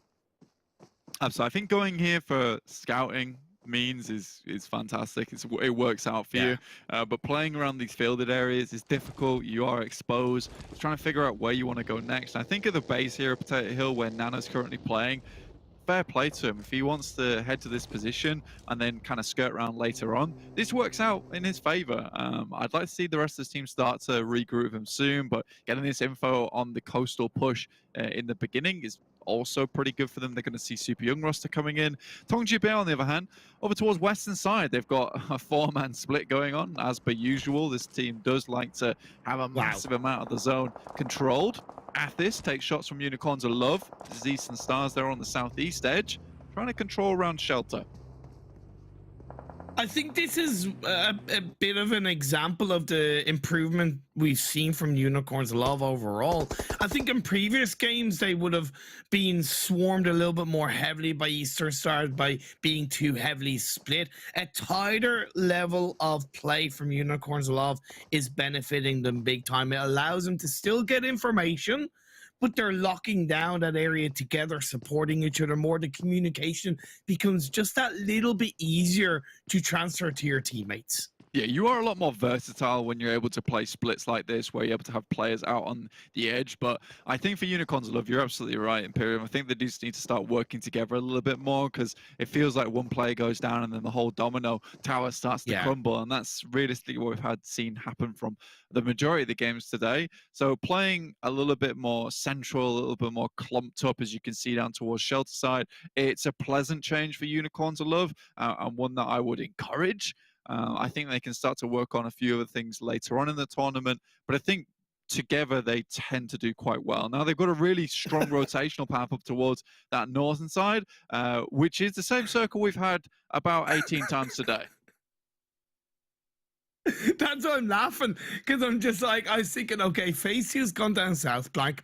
Great, we can maybe have a new circle. Hill. Yeah, a new circle. Nope, it's like, you're getting the same thing. take care then, bye-bye now. At least once again, the teams will be a little bit more familiar. Now, because Phase 2 was a lot more heavily south, it has opened the northern side of this Yasnaya area to a lot easier of an entry point for these teams. Yeah, I think that most of the teams kind of aware that this might happen, right? You know, it happens twice, so be it, but happens the third time, you're pretty ready for it. So this is going to be a strange circle in the sense that most of these teams have already played this a lot today. So they'll have a clear idea of where they want to be, what are the winning spots, where positions they want to take. This time around, though, it's real Tiger Nines on that eastern side. Again, Unicorn to Love, making that rotation I mentioned earlier up towards Mansion. It's pretty much cleared. They also know that it's cleared because they scouted it early on. It's not likely that we see Game Long come down this far, but Penta versus Eastern Stars, they're out in the open. How do they get away from this Imperium? It's so difficult, and I don't even like that Eastern Stars have the full squad in this dip because you're so locked down with a limited amount of information. Real Tigers 9 in the previous circle actually had a 2-2 split in this area with two other players, I think, in a compound across the road. Now, they reacted to the circle shift accordingly as the Eastern Stars, but they sent the full squad into this area. The revive has been played through, but it allowed Penta to reposition off the back of it. It's allowing Penta to maybe swing around and lock down Eastern Stars a little bit deeper into the circle, as well as prepare for teams maybe looking to be around them. You know that magic trick you can do where you put the little ping pong ball in the 3 cups? So I feel that's what just happened with Penta. They just switched places about 5 times. I don't know how that works or what that benefits them from, but it just feels like a lot of indecision of where they wanted to play. Now Manu's down. Yeah, Kapahala takes a knee, but this is a dip you're playing in. It's right on the edge of the blue, so they can comfortably play here for quite some time. It's kind of SWAT 69 they've got to worry about. I think Eastern Stars are just starting to work their way down, work their way up towards that northern side, taking a few shots on the way, but it should be okay. Now that they've got a quick knock, the res comes through from Penta.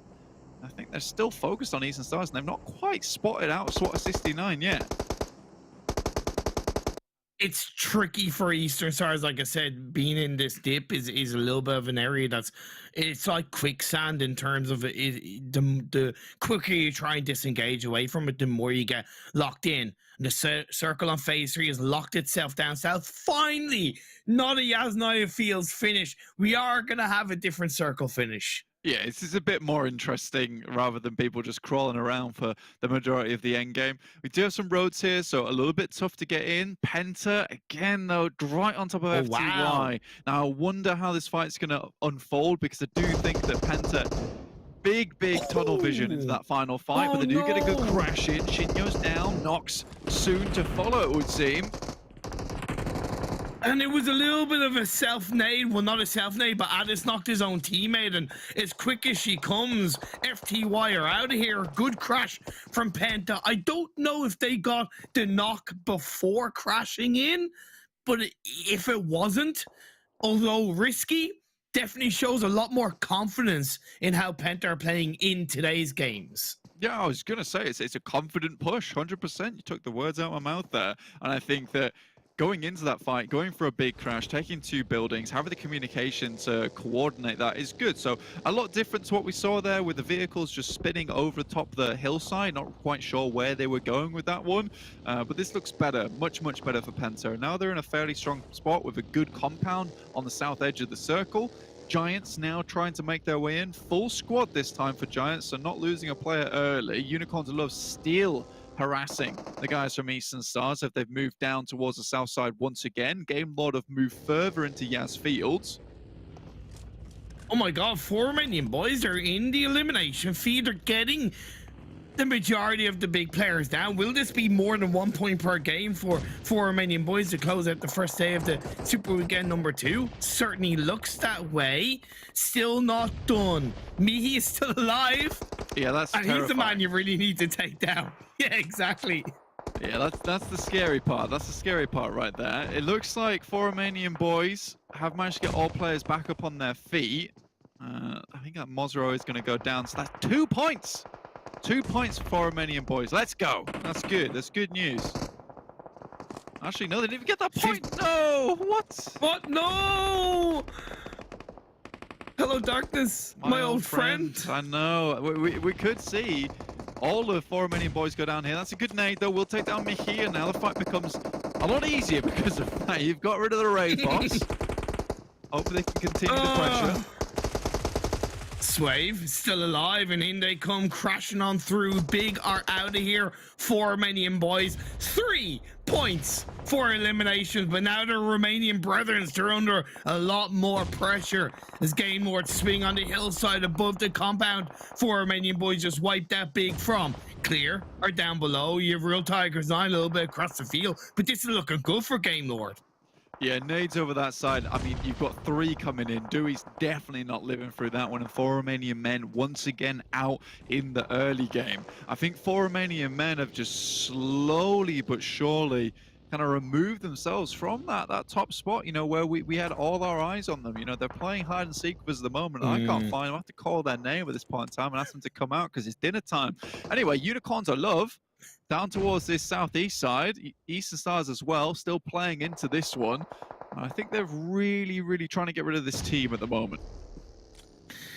And it's even tougher because the circle has shifted massively up north, so they're much further away from the circle. And it looks like Unicorns might be disengaging, but no, they crash on in. One comes through. Octavian looking for a second. Reznov goes into FPV mode through the smokes, trying to find a fire in the flames. There's no smoke without fire, but certainly looking fire for Eastern Stars. Kapahali on the other side picks up 2, and now he can support his teammate Octavian, but he doesn't need it. Octavian fires up, and Unicorns Love are down. Stomped out of the game there from Eastern Stars. And I will say one thing, you know, get the authorities on this one and revoke Unicorns Love's driver's license, because they do not deserve to have vehicles in these fights, because they're constantly fluffing it because of it. I just want them to stop trying to drive in, get some vehicle knocks, and then do something afterwards, because, you know, Eastern Stars, who is a good team, is prepared for that kind of push and will rattle you down on the approach. Yeah, it certainly didn't look pretty. They're gonna have to take their test once again. Vamos being tested right now. Lawrence is knocked. At least theory, yeah. Lawrence is knocked, but they're under a lot of pressure. Nades being fired up by 4 Romanian boys. Up to 5 eliminations. Such a better way to end day 1. And now Game Lord taking on Real Tigers 9. Yeah, the man god is down. There's no one to pray to now. Game Lord looking to finish them out. I'll give him a eulogy, but that's about it.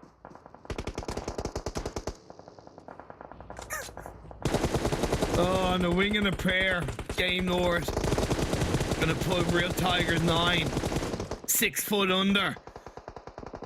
Vehicle blows up, but it's not going to be a knockdown. Harbin is able to get a second. Oh no, Kapahala with the third party on the spicy, and then Robs gets picked off. Yeah, Game Lord down to 2. Still looking good. There's an instant bloom of smokes here. Trying to keep the boys safe. They will go for the reses here. Kapahala's coming up behind though, and I wonder if Real Tigers 9 even understand this. He will drop a smoke down to provide him cover behind the tree, but Michi Hardman's just out of the open. That's a quick flush from him. Akashi tries to battle him back and does in the meantime.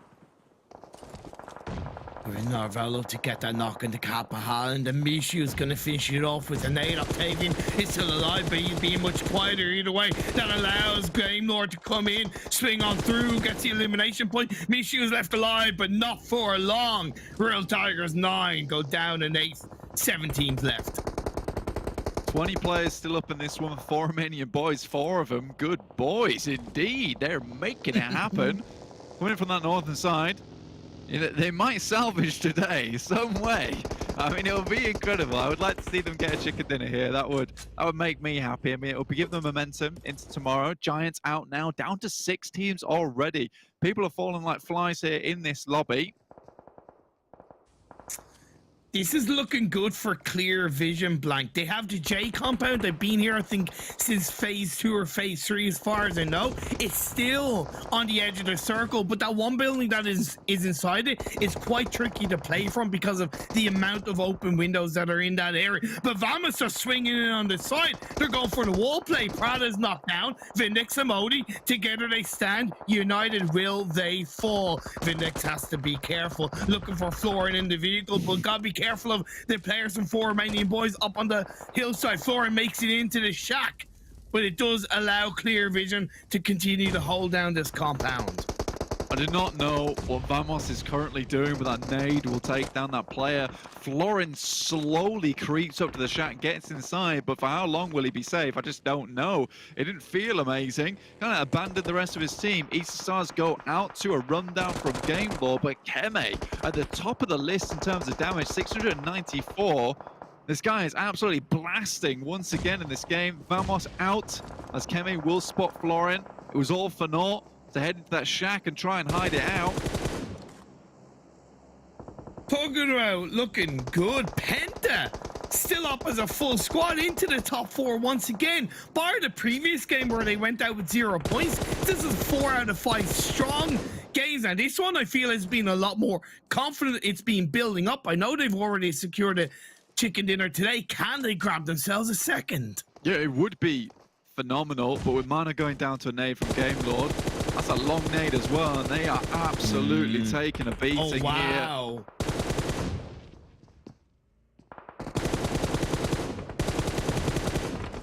Arvello is able to trade in and Clear Vision. They haven't really been pushed. They haven't been put under too much pressure by what we saw initially coming out from the members of Vamos. But now, as the next circle is about to pop up, 4 Romanian Boys are swing in on the northwestern side. Clear Vision now able to focus a little bit more clearly on both Game Lord and Penta. 4 Romanian Boys take 1 knock from Vindex. I'll really have the shack to play around with, and Game Lord's got the high ground. Gonna try and make this work. This will be good for them, getting all 4 players into the final zone. I think Game Lord still had a good performance today. And like I said, I think they'll come out better for it, not taking Victor on board, because they'll start to learn to play without him, which is always nice. Vindex just taking desperate shots over towards 4 Romanian Boys, but I do believe they've got it covered on that side. Still a vehicle remaining for Clear Vision, but where do they take it? That's the real question.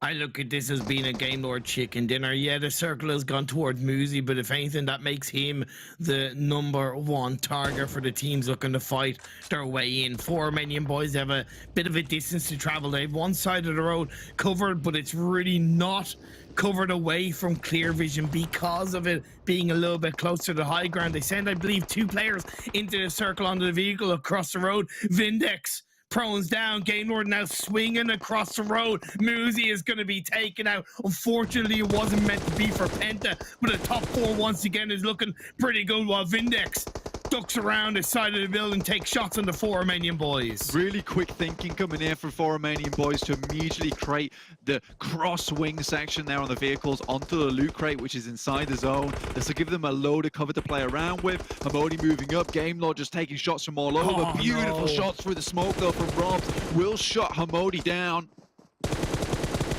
This makes it a little bit easier for Game Lord. Vindex is last player alive. They're being put under pressure. 1 player is down, but Game Lord still has 3 strong. Novello holding onto the road. 4 Romanian Boys have been able to keep 3 players alive, and you were dead right, Blank. The interaction, the reaction from 4 Romanian Boys has been fantastic throughout this whole game. 1 gets dropped to his knees. The revive possibly being able to play through, but once again, it gives time for Game Lord to settle themselves. Yeah, the peaks from 4 Romanian Boys right now have been a bit careless for my liking. Yes, you've only got this to play around with, but you're really relying on this next circle. If it heads north, 4 Romanian Boys have got such a good chance at this game. It heads down towards the south, towards this tree.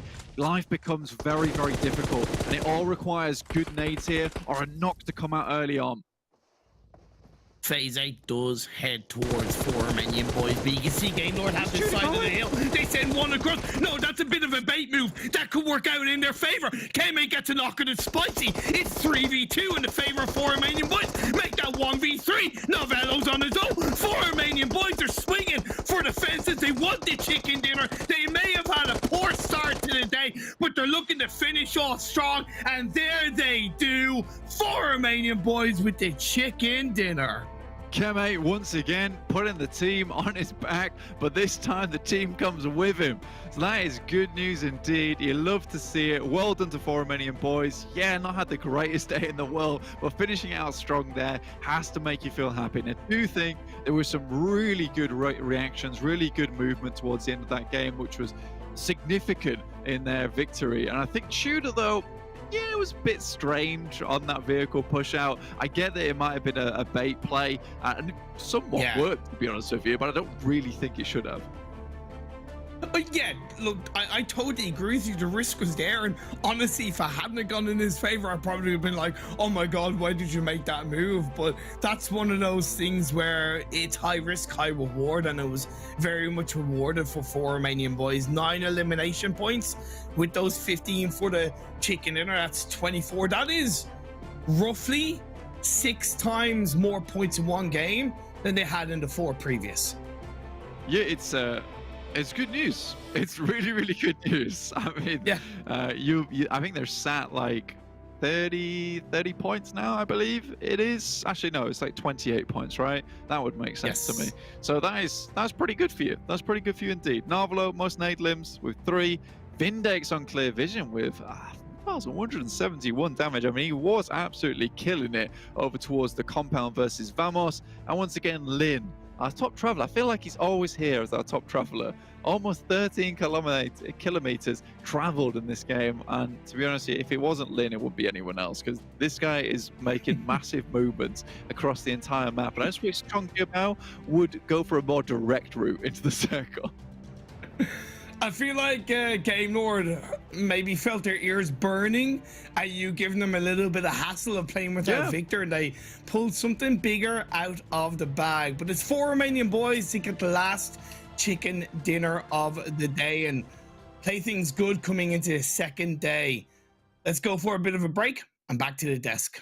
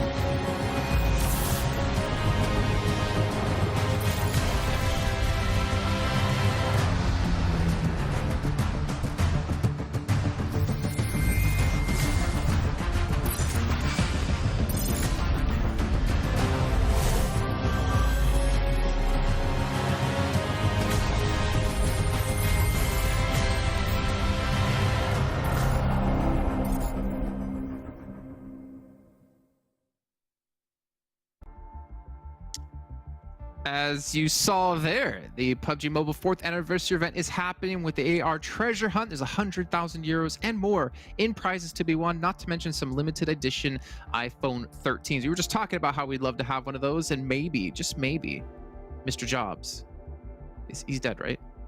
Yeah, I don't think you're getting anything from him right now. Can you come back as a ghost and bring us some? Anyways, in this final match of the PUBG Mobile Pro League Western Europe Spring 2022 season, Romanian Boys come up big. They get themselves a chicken dinner, and they completely destroy any points they had before. Much needed as well. Let's take a look at our match standings, get an idea of how red James's face can really get. Gaylor, 47 points though as they finish second. Oh, I'm a tomato. I can't believe it.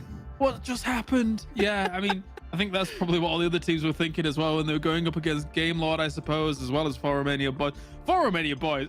Sorry, I'll compose myself. 4 Romanian Boys actually took up an amazing position using the crate to great effectiveness when there wasn't really that much cover in that circle towards the end. So hats off to them. Yeah. And then taking the fight to Game Lord.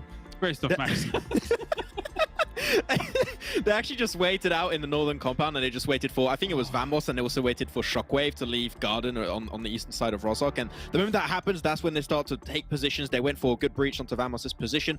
As you could expect, it's actually Kime who does that and takes control, because Kime has been absolutely goated this game, which is always good to see, and which we pretty much see every time for Romanian Boys get a good result. And then, as you said, that crate on the road, they play around that perfectly, and Game Lord being pushed by the Blues and couldn't really do too much. So that's a very nice chicken dinner for Romanian Boys that they needed, because until this game, they were not having a good day. So now they're able to push themselves back up in the rankings pretty slightly. It was a last note here for Game Lord. I like how Blink called them out in the middle of the game, saying, well, we're not doing good because Victor's not there. Now they might disagree with me and say differently.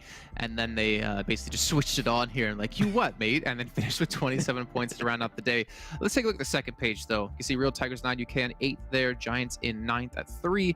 Let me see Big on 0, Swat 69 on 0, and FTY on 0 as well here. So, some ups and downs for some of these teams, but overall, I mean, I think the general consensus of this match is it's nice to see 4 Romanian Boys step up and show what they could do in league play. Oh, yeah, exactly. Absolutely. Yeah. The main thing is that FTY had only one good game today, which was their game 4 on Sanhok, and I did say I wanted to see a little bit more, and it seems a little bit up and down, topsy-turvy for FTY, but you know what? Hopefully they can come back strong in tomorrow's games. Okay, let's take a look at overalls then to end out our first day of our second Super Weekend. Keep in mind, they still have a lot more matches to play. Another 10 to go here in the Super Weekend. You can see Game Lord on 264 points. They're almost approaching a 100-point lead over the second place team. Can we just give them a trophy or something? I don't know. Luckily enough for all these teams, right, going into the league finals, the points reset, okay? Yeah. Not keep any of these points. Otherwise, that would be hell for every single one of these teams. So, I mean, Game Lord 264, they're looking golden. It's Game Lord, right? We build up the storyline. They're already at their peak. They're good to go. Otherwise, nothing's really changed, but Clear Vision has been steadily moving up throughout the impression, and sure, it's not a huge lead above Unicorns of Love, FTY, Giants Gaming, etc., but they are able to put themselves in that top 4 position, and I think that this is the most unexpected team on this top page being in 4th position, so that's a very nice surprise. I'm happy to see. Yeah, I'd absolutely agree with that. So very, very good to see them there, despite, as you say, like no chicken dinner whatsoever to their name here in the Super Weekend. So that is very impressive. I mean, if realistically, if that would convert into like 1 or 2 chicken dinners alongside the other teams that they're amongst, they'd be second right now. So that speaks volumes. Yeah, what's crazy is for people who glance at this, they don't realize there's a 70-point gap between first and second, just about. There's a 40-point gap between second and 8th. Like, that's how far of a lead Game Lord has over everyone at the moment and how much everyone needs to really catch up. But then again, your places here don't matter. It's just the chicken dinner since you get money for those. But let's maybe look at the second page, though, right? X Team was originally on page 1, and then they fall into page 2, which can be expected. And Rescue luckily still hold on to that 16th place at 55 points, but there's still, well, not 4 Romanian Boys knock on the door, Vamos as well, that are looking to easily take that away. Yeah, I think that tomorrow there's a very big chance Rescue's not going to be in this top 16, so they're going to have to re-qualify in Super Weekend 3. Otherwise, that'll be the end of their adventure come into this. And man, that gap has closed.